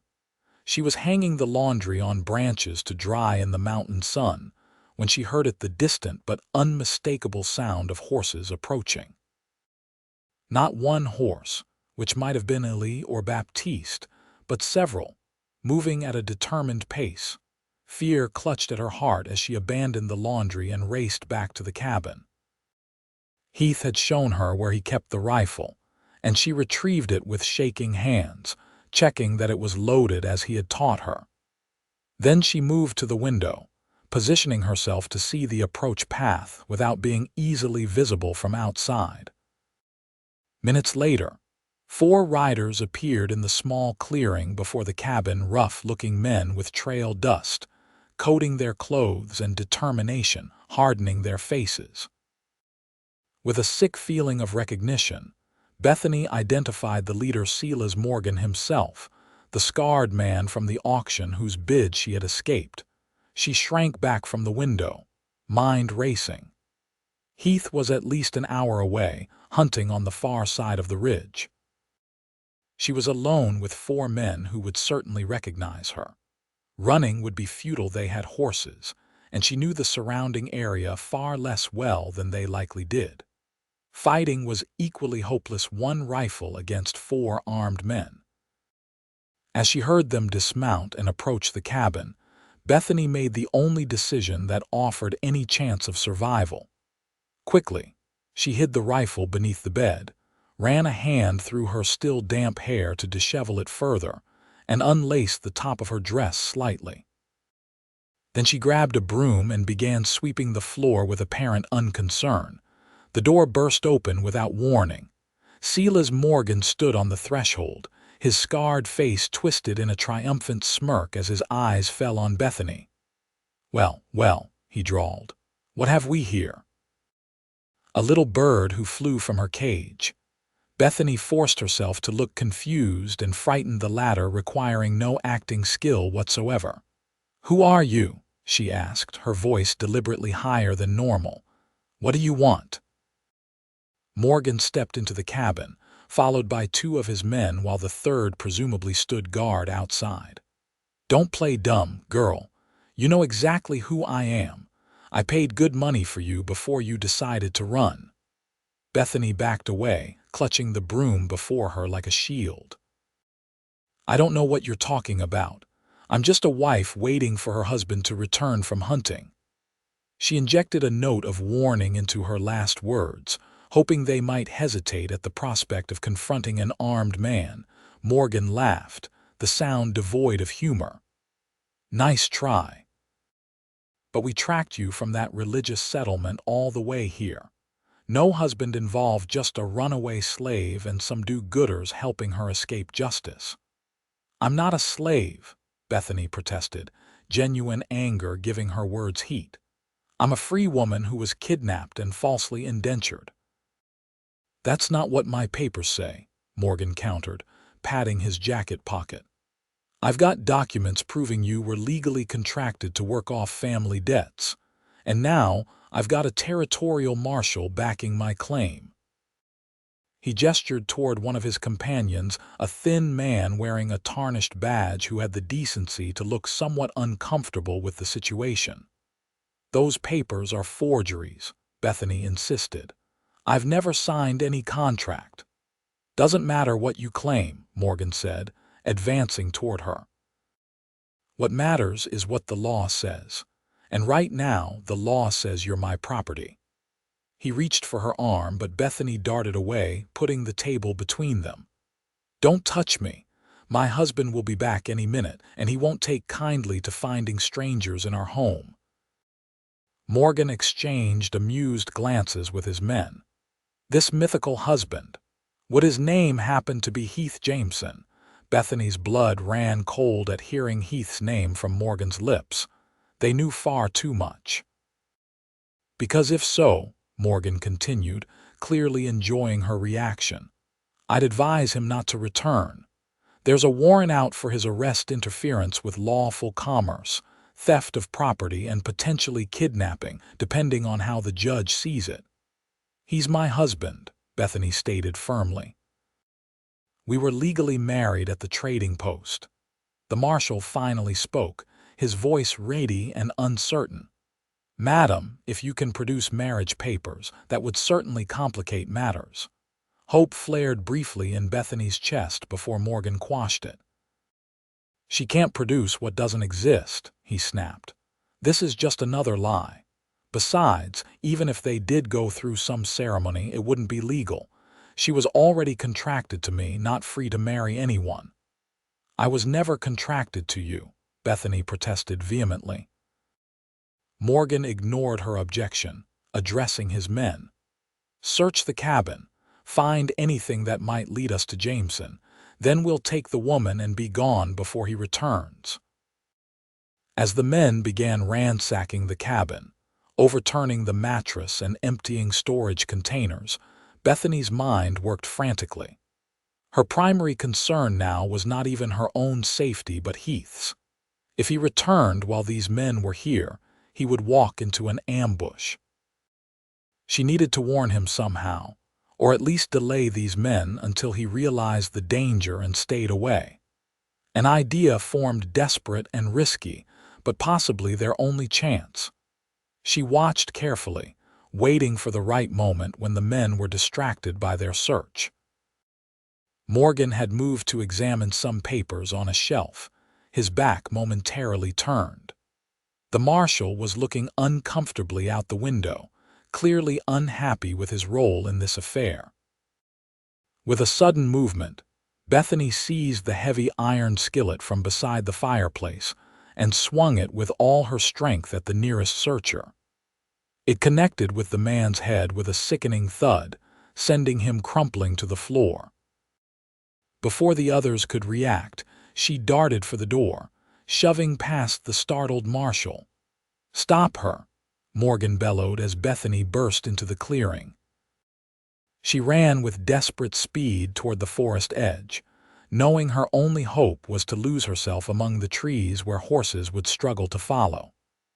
Behind her, she heard shouts and the pounding of boots as her pursuers gave chase. The forest loomed ahead, promising refuge if she could just reach it. 50 yards, 30, 20. Her lungs burned, her legs ached, but fear and determination drove her onward. Just as she reached the first trees, a shot rang out, the bullet splintering bark inches from her head. Bethany didn't slow, plunging deeper into the forest, using trees and undergrowth for cover as she fled. She had no clear destination beyond a way away from the cabin, away from Morgan, away from the fate that awaited her if captured. Somehow, she needed to circle around, to find Heath and warn him before he walked into Morgan's trap. The terrain worked both for and against her. The dense forest and uneven ground made pursuit difficult for her enemies, but it also slowed her progress and offered countless opportunities to lose her way. Still, Bethany pushed onward, using the sun's position to maintain a roughly eastern heading toward the hunting grounds where Heath had gone at dawn. Behind her, the sounds of pursuit grew fainter as her trackers spread out, searching less efficiently in their haste. Bethany allowed herself a moment's hope that she might actually escape. That hope was shattered when she burst into a small clearing and found herself face to face with two riders not from Morgan's party, but clearly searching for someone. Their expressions of surprise quickly turned to recognition. "That's her," one called to his companion. "Morgan's runaway." Bethany changed direction instantly, darting back into the trees, but the damage was done. The riders had seen her, and unlike her previous pursuers, they were mounted and could cover ground much faster. Her breath came in painful gasps as she pushed herself beyond endurance. Knowing capture now meant not only her own return to servitude, but likely Heath's imprisonment or worse. The thought of him walking unsuspecting into the cabin, finding Morgan's men waiting, gave her strength she didn't know she possessed. Scrambling up a steep incline, Bethany reached the top of a small ridge. From this vantage point, she could see more of the surrounding forest, and in the distance, the glint of sunlight on water that marked the stream where Heath often hunted. If she could reach the stream, follow it to his usual hunting grounds. It was her only hope. She started down the ridge, trying to move quickly while staying hidden in the underbrush. The voices of her pursuers echoed through the forest, sometimes nearer, sometimes farther as they quartered the area searching for her. The ground suddenly gave way beneath her foot, a hidden animal burrow collapsing under her weight. Bethany fell hard, tumbling down the steep slope, unable to stop herself as rocks and branches tore at her clothes and skin. When she finally came to rest at the bottom of the ravine, pain lanced through her right ankle, and blood trickled from numerous cuts on her arms and face. For a moment, she lay stunned, the breath knocked from her lungs. Then the urgency of her situation reasserted itself. She tried to stand but collapsed with a muffled cry when her injured ankle refused to bear weight. I heard something. Down in the ravine. A voice called from above. Panic surged through Bethany. She couldn't run, could barely crawl. Capture seemed inevitable.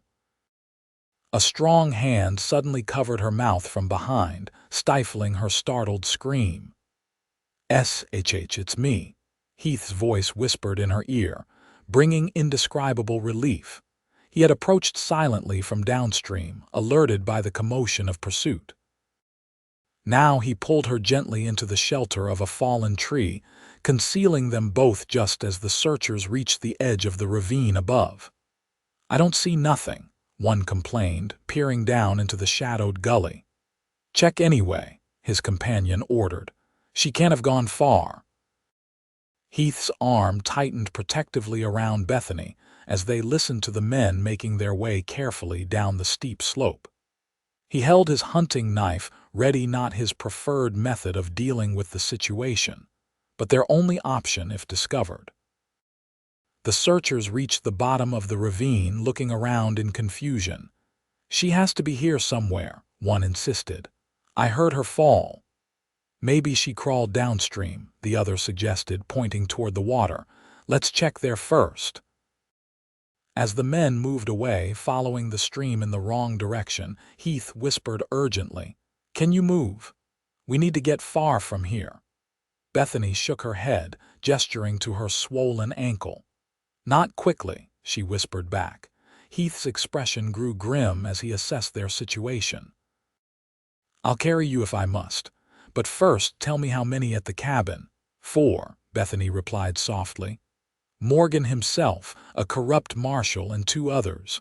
They know your name, Heath. They have a warrant." Heath absorbed this information with a clenched jaw. Morgan must have connections higher up than we realized. He peered cautiously from their hiding place, ensuring the searchers were out of sight. "We need to move while we can. The cabin isn't safe now." With gentle efficiency, he examined Bethany's ankle. "Sprained, not broken, I think. Still, you won't be walking far." He tore strips from his shirt, binding her ankle tightly for support. "This will help, but I'll need to carry you part of the way." "Where can we go?" Bethany asked, wincing as he secured the makeshift bandage. "Up," Heath replied simply. "Higher into the mountains. There are caves I found while hunting, not comfortable, but defensible and unknown to outsiders." He helped Bethany to her feet, supporting most of her weight as she tested her injured ankle. The pain was intense but manageable with his assistance. Moving as silently as possible, they began making their way deeper into the forest, away from the stream and the searchers. Progress was agonizingly slow. Bethany could manage only a hobbling pace even with Heath's support, and they had to stop frequently to rest and listen for pursuit. By late afternoon, dark clouds had gathered overhead, promising rain that would make their journey even more difficult. "We need to reach the caves before nightfall," Heath said as they paused beneath an overhang of rock. "Can you continue a little longer?" Bethany nodded determinedly, though exhaustion and pain were taking their toll. "I can manage, but Heath, what happens after tonight?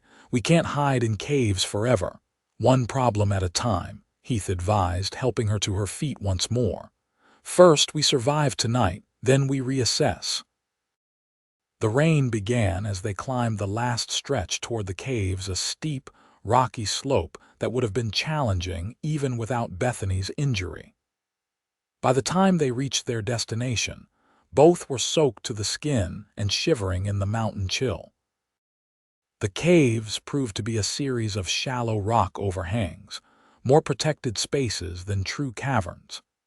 Heath chose the deepest one, helping Bethany inside before gathering what dry materials he could find for a small, smokeless fire. "We dare not risk much light or heat," he apologized as he coaxed a tiny flame from damp tinder. "But this should prevent hypothermia." Bethany huddled close to the meager fire, her wet clothes clinging uncomfortably. "Will they search even in this weather?"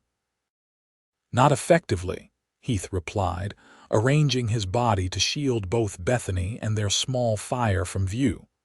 "But they'll resume at first light." They sat in silence for a time, listening to the rain pattering outside their shelter. Finally, Heath spoke the question that had been foremost in his mind since finding Bethany in the ravine. "How did you escape them?" She recounted her encounter at the cabin and her desperate flight, not minimizing the danger but also not dwelling on her fear. When she mentioned striking one of Morgan's men with the skillet, a brief smile crossed Heath's face. "Resourceful," he commented. "I'm proud of you." "I was terrified," Bethany admitted. "Not just for myself, but at the thought of you walking into their trap." Heath's arm tightened around her shoulders. "Your courage saved us both." As night fell, the rain intensified, becoming a driving downpour that would erase their tracks and make travel nearly impossible for anyone unfamiliar with the terrain. It was their first piece of luck since Morgan's arrival. Heath fashioned a more comfortable resting place against the rear wall of their shelter, using his coat and what dry leaves he could gather to create insulation from the cold stone. They huddled together for warmth, their wet clothes gradually drying from body heat and the tiny fire. "Sleep if you can," Heath encouraged as Bethany's eyelids drooped from exhaustion. "I'll keep watch." "Wake me later," she murmured, already drifting toward sleep. "You need rest too." Heath didn't respond, knowing he would maintain vigil throughout the night. His mind was too full of plans and calculations to permit rest in any case, evaluating their options, few as they were, for the difficult days ahead. By morning, the rain had subsided to a gentle mist, revealing a landscape transformed. Streams had swollen, new rivulets carved the hillsides, and low areas had become shallow ponds. Heath surveyed this changed terrain from the mouth of their cave, recognizing both challenge and opportunity. "The rain has erased our trail completely," he reported to Bethany, who was testing her ankle cautiously. "But it's also made travel more difficult, especially with your injury." "What are our choices?" Bethany asked practically, grimacing as she put weight on her tender ankle. "Return to the cabin to retrieve supplies." Heath shook his head firmly. "Too dangerous. Morgan's men will be watching it. Our best option is to continue higher into the mountains, eventually crossing to the western slope. There's another settlement there smaller than Hope's Valley, less structured but potentially helpful." "How far?" 3 days in good conditions with sound bodies," Heath admitted. "In our current state, perhaps 5. Bethany absorbed this without visible dismay. 5 days. "Do we have enough food?" "I have my knife, snares, and knowledge of edible plants," Heath replied. "We'll manage." With that sparse reassurance, they began their difficult journey. Heath fashioned a walking stick for Bethany from a sturdy branch, allowing her to navigate the wet, uneven ground with more stability. They moved slowly but steadily, Heath constantly alert for signs of pursuit while also watching for game and useful plants. The first day passed without incident, though their progress was less than Heath had hoped. They spent that night in another rocky overhang, similar to their previous shelter but less protected. The second day brought improved weather and slightly faster travel as Bethany's ankle, while still painful, grew stronger with continued movement. It was on the third day that disaster nearly struck. They were crossing a narrow ravine when Heath, scouting slightly ahead, suddenly raised his hand in warning. Bethany froze in place, listening. At first she heard nothing beyond the natural sounds of the forest, then voices, distant but approaching. Heath motioned her to retreat, to find cover among the rocks they had just passed. As she carefully retraced her steps, he moved in the opposite direction, deliberately leaving visible tracks to draw any pursuers away from her hiding place. Heart pounding, Bethany wedged herself into a narrow space between two boulders, making herself as small and invisible as possible. Minutes crawled by like hours as she listened to the voices growing gradually louder. "Waste of time," one man was complaining. "They could be miles from here by now." "Morgan says we keep searching until we find them," another replied sharply. "The woman's injured, they can't have gone far." Bethany held her breath as two men came into view, neither familiar from the group at the cabin, but clearly part of the search party. They paused at the edge of the ravine, studying the ground. "Tracks here," the taller man observed, kneeling to examine the soft earth. "Recent, someone headed west, just one set." His companion questioned. The tracker examined the ground more carefully. "Hard to tell. Ground still damp from the rain. But definitely, someone passed this way not long ago." The men exchanged meaningful glances before continuing in the direction Heath had deliberately gone away from Bethany's hiding place. She remained motionless until long after their voices had faded, fear and worry for Heath making each minute an agony of uncertainty. When she finally deemed it safe to emerge, the forest had grown unusually quiet, as if holding its breath.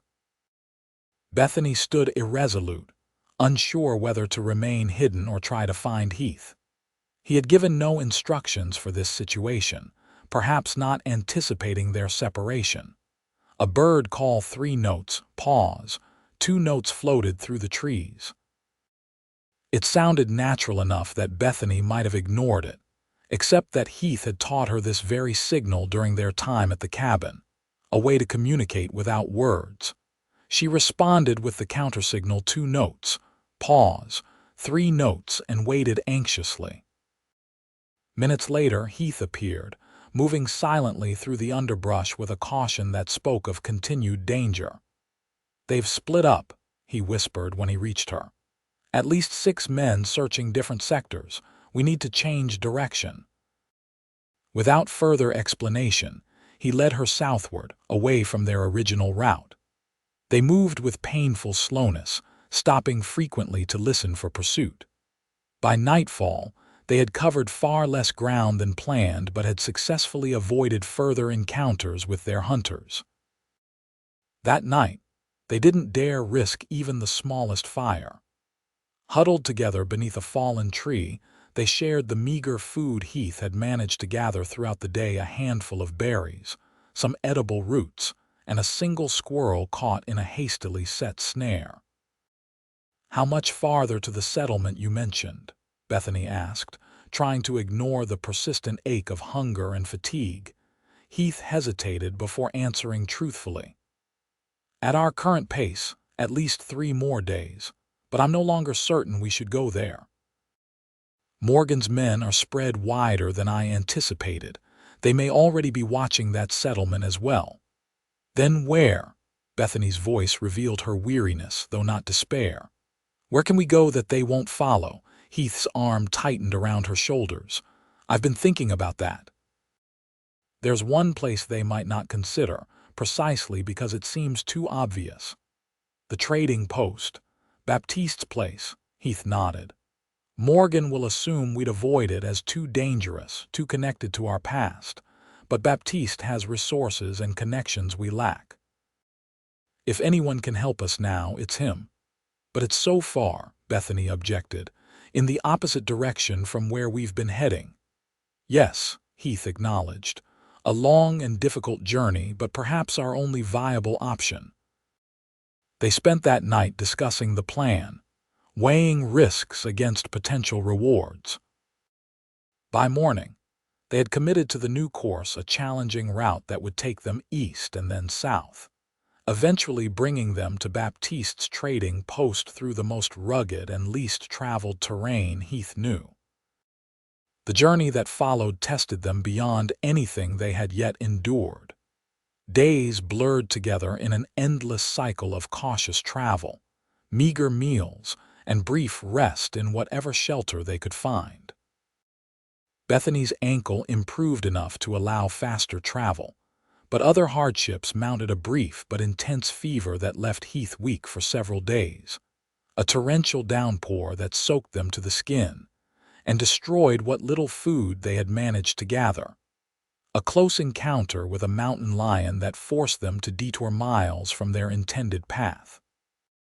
Through it all, their bond deepened.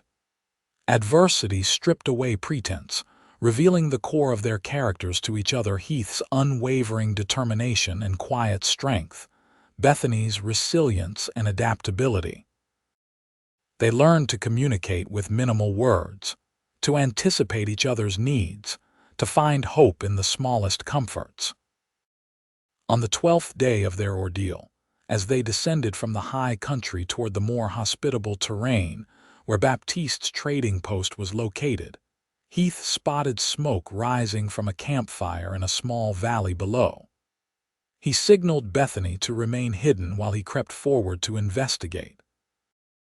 What he saw filled him with conflicting emotions: relief mingled with caution. The camp belonged to Baptiste himself, along with two young men Heath recognized as occasional helpers at the trading post. They appeared to be hunting, with several dressed deer hanging from a makeshift rack. Heath watched for nearly an hour, ensuring this wasn't some elaborate trap, before finally deciding to approach. He returned to Bethany, explaining the situation. "I believe it's safe," he concluded, "but you should remain hidden until I confirm. If anything seems wrong, don't wait for me. Head west toward the river and follow it south." Bethany clutched his hand. "Be careful." With a reassuring squeeze, Heath left her concealed among dense undergrowth and made his way down to the hunting camp. He approached openly, hands visible, calling Baptiste's name when still at a safe distance. The Frenchman spun at the sound, rifle ready, then broke into a broad smile of recognition. "Heath, mon Dieu, you look terrible," he exclaimed, lowering his weapon and striding forward to embrace his friend. "It's been a difficult journey," Heath acknowledged, returning the embrace briefly before stepping back to scan the camp suspiciously. "Are you alone except for your helpers?" Baptiste understood the question immediately. "Yes, just us three, but much has happened since we parted." "Where is your wife?" "Hidden, until I was sure it was safe," Heath replied. "What news?" Baptiste gestured for him to sit by the fire. "First, bring Bethany here. You both need food and rest before we talk." Once Bethany joined them and both had eaten their fill of venison stew, Baptiste shared what he had learned during their separation.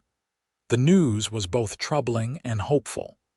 "Morgan's influence reaches higher than we thought," he began gravely. "He has financial arrangements with the territorial judge and several officials. The marshal helping him is actually a deputy with limited authority but an official badge. So the law is against us," Heath concluded bitterly.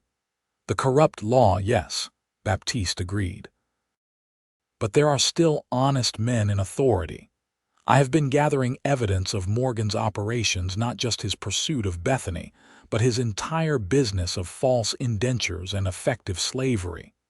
Hope flickered in Bethany's eyes. "What kind of evidence?"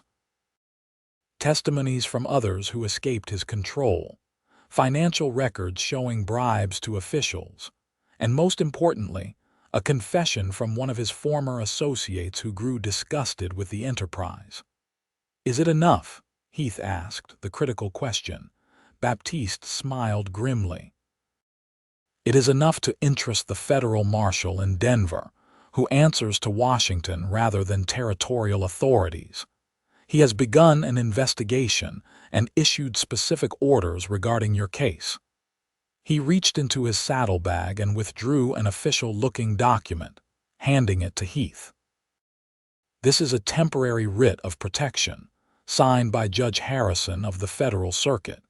It specifically names Bethany as your legal wife and prohibits any attempt to claim her under previous contracts until a full hearing can be conducted." Heath scanned the document with growing amazement. This changes everything. Indeed it does, Baptiste agreed. You are no longer fugitives, you are citizens with federal protection against unlawful persecution. Bethany took the paper with trembling hands, reading the formal legal language that transformed her status from property to person. How did you manage this? I have friends in unexpected places, Baptiste said with a mysterious smile. And Judge Harrison has a particular hatred for slavery in all its forms. When presented with evidence of Morgan's activities, he acted swiftly. What happens now? Heath asked, still wary despite this apparent victory. Now, Baptiste declared, you come to my trading post to recover your strength. Midnight misses you terribly and has fully healed. When you are ready, you will travel to Denver for the formal hearing. Judge Harrison believes your testimony, combined with the evidence we have gathered, will be sufficient to not only secure Bethany's freedom permanently, but possibly bring down Morgan's entire operation. It seemed too good to be true after weeks of desperate flight and hiding. And Morgan? Heath pressed. His men are still hunting us. They have been recalled, Baptiste informed them. 3 days ago, Morgan received official notice of the federal investigation. He is currently more concerned with hiding his own activities than pursuing yours. For the first time in what felt like months, Bethany allowed herself to truly believe that safety might be possible. It's over. We can stop running. Not entirely over, Baptiste cautioned. The hearing must still take place and Morgan has resources to fight back. But the advantage has shifted dramatically in your favor. That night, in the security of Baptiste's camp, Heath and Bethany slept deeply for the first time since fleeing the cabin. The journey to the trading post the next day was almost festive by comparison to their recent experiences, well-fed, properly mounted on horses Baptiste had brought, and protected by the legal document they now carried. When they arrived at the familiar trading post, a pony greeted them with warm embraces and immediate concern for their obvious fatigue and weight loss.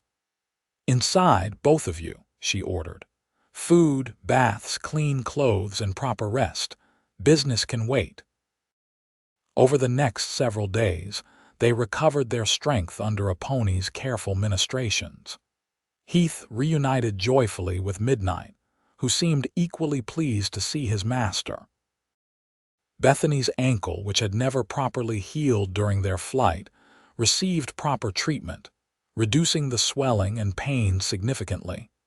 Baptiste used this time to prepare them for what lay ahead: the journey to Denver, the formal hearing, and the testimony they would need to provide. He also shared more details about the evidence gathered against Morgan, painting a picture of a criminal enterprise more extensive than either had realized.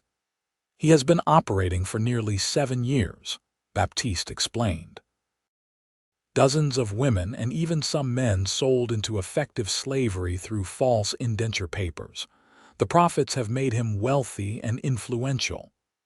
And now it all comes crashing down," Heath observed with satisfaction. "If justice prevails," Baptiste cautioned. "Never underestimate desperate men with money and connections." The warning proved prescient.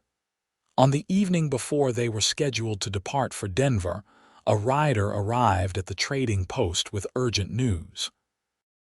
Morgan, rather than surrendering to the investigation, had gathered his most loyal men and fled territorial jurisdiction, reportedly heading for the border with Mexico. "This complicates matters," Baptiste admitted when he shared this development. "If he escapes federal authority entirely, he might eventually return with a new identity, new methods. Or he might send others to silence witnesses," Heath added grimly, his protective instincts flaring. Bethany, who had been listening quietly, spoke up with unexpected firmness. "I won't live in fear of this man forever. We have the law on our side now. We should proceed as planned to Denver, give our testimony, and help ensure that even if Morgan himself escapes, his operation is thoroughly dismantled." Heath studied his wife with pride and growing respect. The ordeal had changed her, burning away hesitation and uncertainty, leaving a core of strength and resolve that matched his own. "You're right," he agreed. "We continue as planned." The journey to Denver passed without incident, a welcome change from their recent experiences. The city itself was a shock after weeks in wilderness, the bustle of people, the noise of commerce, the sheer energy of a rapidly growing frontier capital. They were met upon arrival by a representative of Judge Harrison, who escorted them to comfortable lodgings arranged by the court. The formal hearing was scheduled for the following morning, with several other witnesses expected to testify about Morgan's operations. That evening, alone in their hotel room, Heath and Bethany contemplated the strange journey that had brought them to this point. "Just over a month ago, I was standing on an auction block, certain my life was over," Bethany mused, gazing out the window at the lamplit streets below.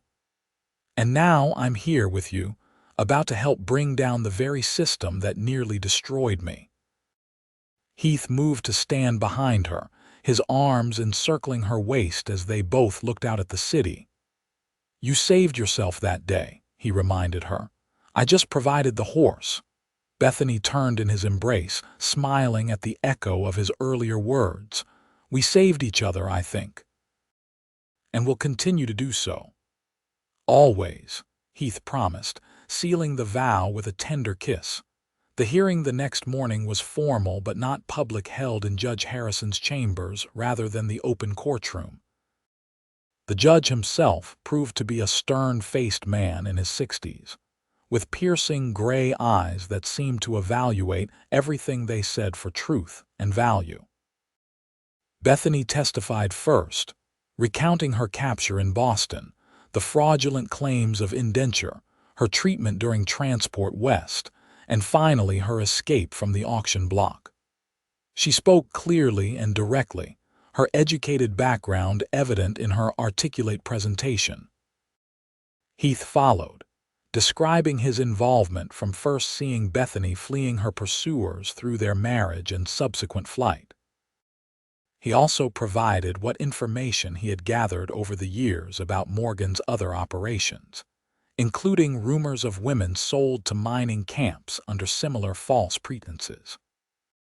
Throughout the morning, other witnesses appeared, a former employee of Morgan's who had become disgusted with the operation, 2 women who had escaped similar situations years earlier, and even a legitimate territorial marshal who had investigated complaints but been blocked by corrupt officials. By midday, Judge Harrison had heard enough.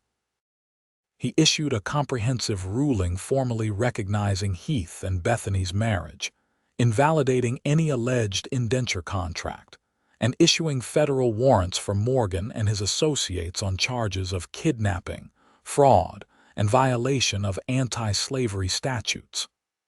While Mr. Morgan himself appears to have fled, the judge noted severely, his operation has been thoroughly exposed and dismantled. Mrs. Jameson, you are without question a free woman and legal wife to Mr. Jameson. No one may claim otherwise under penalty of law. The formal document he provided, stamped with federal seals and containing multiple signatures, represented everything they had fought for: Bethany's unquestioned freedom and their legally recognized marriage. Outside the courthouse, Baptiste waited with undisguised delight at the outcome. "Justice prevails," he declared, embracing them both. "Now, what will you do with your hard-won freedom?" It was a question they had discussed extensively during their recovery at the trading post. Heath answered for both of them. "We're heading north to the Green River Valley." I have a friend there who's selling a small trading post with adjacent land enough for a modest ranch and perhaps, someday, a school." Baptiste nodded approvingly.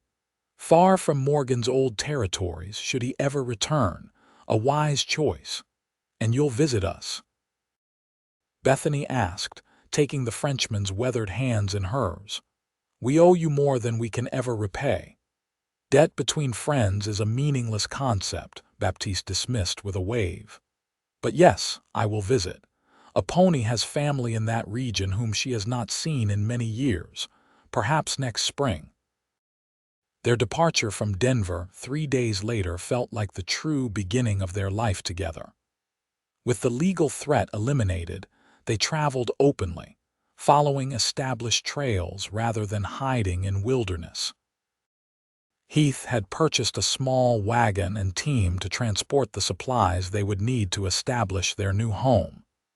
The journey north took nearly 2 weeks, a leisurely pace compared to their desperate flight through the mountains. Along the way, they stopped at settlements to replenish supplies and occasionally to rest in proper beds, rather than camping outdoors. At each stop, Heath observed Bethany's growing confidence in this new world. She engaged easily with strangers, asked insightful questions about local conditions and customs, and began collecting books for the school she hoped to establish eventually. Her natural intelligence and education, combined with the resilience forged through adversity, made her a formidable partner in their venture. For his part, Heath found himself planning more ambitiously than he ever had alone. With Bethany's support and perspective, the trading post became not just a way to make a living but the foundation for a larger vision, a community hub that might eventually grow into something more significant. When they finally crested the last ridge and looked down upon the Green River Valley, both felt a sense of rightness that transcended the physical beauty before them. The valley spread below in a patchwork of meadows and woodlands, the river itself a silver ribbon winding through the center. In the distance, snow-capped mountains formed a protective barrier against the outside world. There, Heath pointed to a cluster of buildings beside the river, about halfway along the valley. "The trading post, and behind it the land that will be ours." Bethany reached for his hand, twining her fingers with his. "Home," she said simply. The word carried weight beyond its single syllable, a concept neither had fully experienced in years. For Heath, home had been a memory of what he'd lost when his parents died. For Bethany, it had become an abstract idea after leaving her family in Pennsylvania to pursue her teaching career. Now, together, they would redefine it on their own terms. The trading post proved to be larger and better established than Heath had expected from his friend's description. The main building combined a store area with living quarters, while several outbuildings provided storage, a stable, and a workshop. Behind these structures, a modest cabin stood empty, the previous owner's first home before expanding the trading operation. "Perfect for us while we establish ourselves," Heath observed as they explored the property. "Later, we can build something more substantial." The land attached to the post encompassed nearly 300 acres, some cleared for grazing, some still wooded, all with good access to water from the river or its tributaries. The soil was rich, the growing season adequate for gardens and hay, and the surrounding community, while scattered, seemed stable and welcoming. Within days of their arrival, neighbors began appearing curious about the new owners and bearing welcome gifts of preserves, baked goods, or practical items for the home. Heath managed these initial social interactions with unexpected ease, his customary reserve softening as he proudly introduced Bethany as his wife and partner in the venture. For her part, Bethany quickly became the center of attention once word spread of her background in education. Parents with school-age children especially sought her out, asking whether she intended to establish formal teaching in the valley. Eventually, yes, she confirmed during one such conversation with a mother of 4. Perhaps initially just 2 or 3 days weekly, until we're properly established. By the end of their first month, they had settled into a productive routine. Heath managed the trading post operations, which proved busier than anticipated with regular visits from trappers, homesteaders, and occasional travelers following the Green River route. Bethany divided her time between helping at the store, setting up their home in the small cabin, and beginning preliminary plans for a school. The trading post itself required significant reorganization. The previous owner had maintained minimal inventory and somewhat haphazard record-keeping. Heath implemented systems he had observed at Baptiste's operation: proper ledgers, organized storage, and a more diverse selection of goods to meet the community's needs. "We should add more household items," Bethany suggested after several women expressed disappointment at the limited selection. "Fabric, sewing notions, cooking tools, things that make a home more comfortable. And books," Heath added, knowing her passion. "Not just for your school, but for anyone who wants to read. Knowledge is valuable out here, where formal education is scarce." These improvements, though requiring initial investment, quickly proved profitable. By their second month, the trading post's reputation had spread through the region, drawing customers from greater distances. Their personal relationship deepened alongside their business success. The challenges they had faced together had created a foundation of absolute trust, while their daily partnership in building a home and business fostered mutual respect and appreciation. Each brought different strengths to their shared enterprise: Heath's practical knowledge and quiet leadership, Bethany's organizational skills and community-building instincts. And in the privacy of their small cabin, they continued to discover each other as lovers and confidants, the initial attraction that had drawn them together maturing into something richer and more complex. As autumn approached, bringing cooler temperatures and hints of the winter to come, they expanded their preparations, stockpiling supplies, completing repairs to all buildings, and ensuring adequate feed for their growing collection of livestock. Heath had acquired a small herd of cattle and 2 milk cows, while Bethany had insisted on chickens for fresh eggs and meat. "Our first winter will be the test," Heath observed one evening as they sat by the fire, reviewing their preparations. "If we manage it successfully, we'll know this venture can truly succeed." Bethany looked up from the lesson plans she was developing for her school, which would begin after the harvest season ended. "We've faced worse challenges than winter, my love." Heath smiled at her confidence. "Indeed we have. That winter proved challenging but not devastating. Heavy snowfalls isolated them for weeks at a time, but their careful preparations ensured they never lacked for necessities. The trading post remained open whenever travel was possible, becoming not just a place of commerce, but a gathering point for the scattered community, a place to exchange news, share a warm fire, and maintain connections during the isolating winter months. Bethany's school began in their own cabin, with 7 students attending 3 days weekly. Despite the primitive conditions, her genuine passion for teaching and her innovative methods quickly earned the respect of both children and parents. By midwinter, she had 14 students ranging in age from 6 to 16, necessitating 2 separate sessions to accommodate them all. Spring brought renewal and expansion. With the profits from their successful first winter, Heath began construction on 2 new buildings, a proper schoolhouse for Bethany's growing educational program, and a larger home for themselves.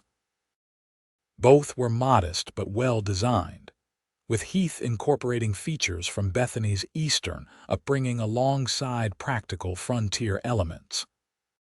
The schoolhouse was completed first, a simple but bright structure with large windows for natural light, proper desks built by a local carpenter, and shelves for the growing collection of books Bethany had ordered from Denver and even as far as St. Louis. The dedication ceremony became a community celebration, with families bringing food and music, transforming the event into an impromptu festival of spring. Their new home was ready by late summer, 2 stories with 4 proper bedrooms, a study for Bethany's educational planning, a comfortable parlor, and a kitchen large enough for teaching cooking skills to older students. Heath had insisted on certain luxuries that were unusual for the frontier: glass windows throughout, a proper bathtub with pumped water, and built-in bookshelves in nearly every room. "It's magnificent," Bethany declared when they first spent the night there, turning slowly in the master bedroom to take in the craftsmanship and thoughtful details. "Far grander than anything I dreamed possible out here. You deserve everything I can provide," Heath replied simply. "And more." As their second year in the valley progressed, another change entered their lives: the first fluttering movements of a child growing within Bethany. The news, confirmed by a traveling doctor passing through the valley, brought both joy and renewed purpose to their shared vision. "A child needs community," Bethany observed as they discussed this new development. "Others to learn from, play with, grow alongside." Heath understood her meaning immediately. "You want to expand beyond just the trading post and school." "I think we could do more," she confirmed. "This valley has everything needed for a proper settlement: water, fertile land, natural resources. What it lacks is organization and certain essential services." The conversation continued over weeks, evolving into a concrete plan.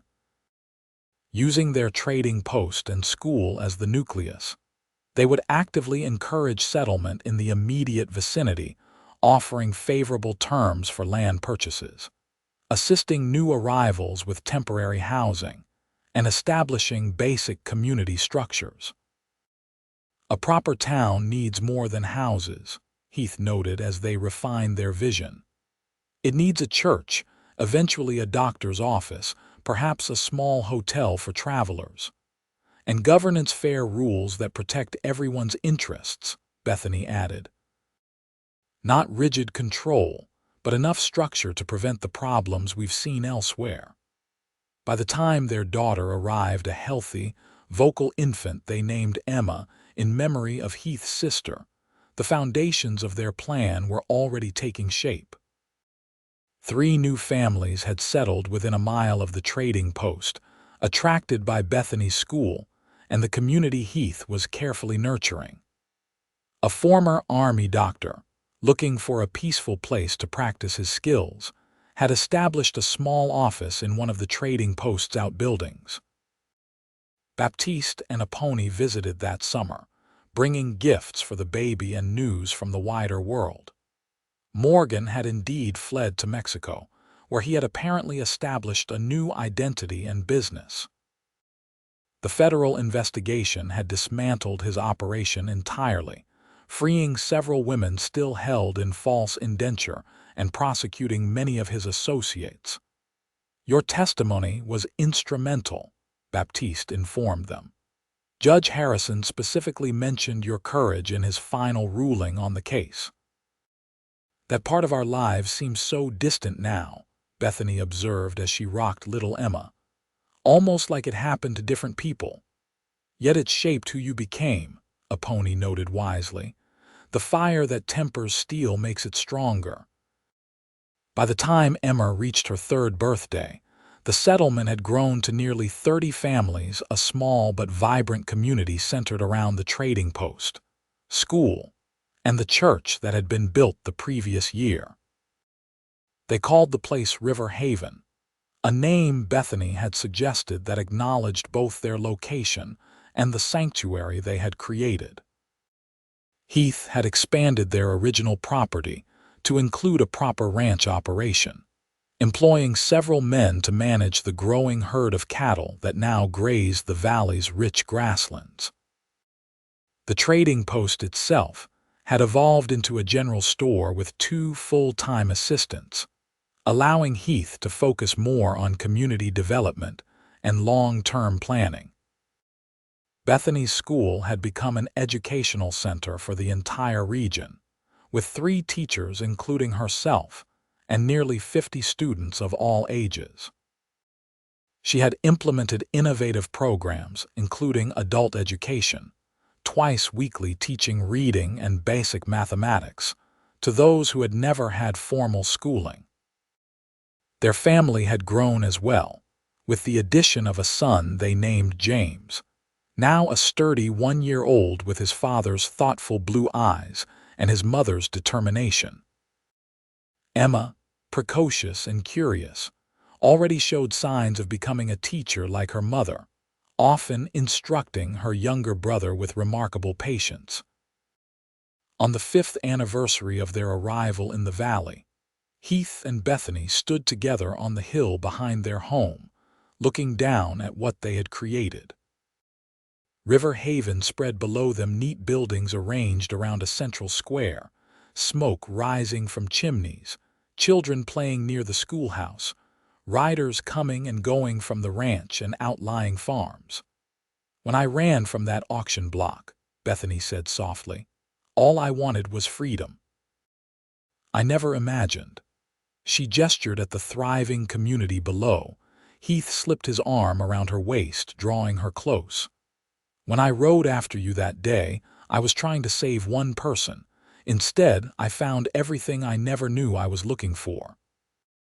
"A haven," Bethany murmured, leaning into his embrace. "And a home," Heath completed, turning to kiss her as the sun set golden over their valley, painting the future they had built together in shades of promise and possibility.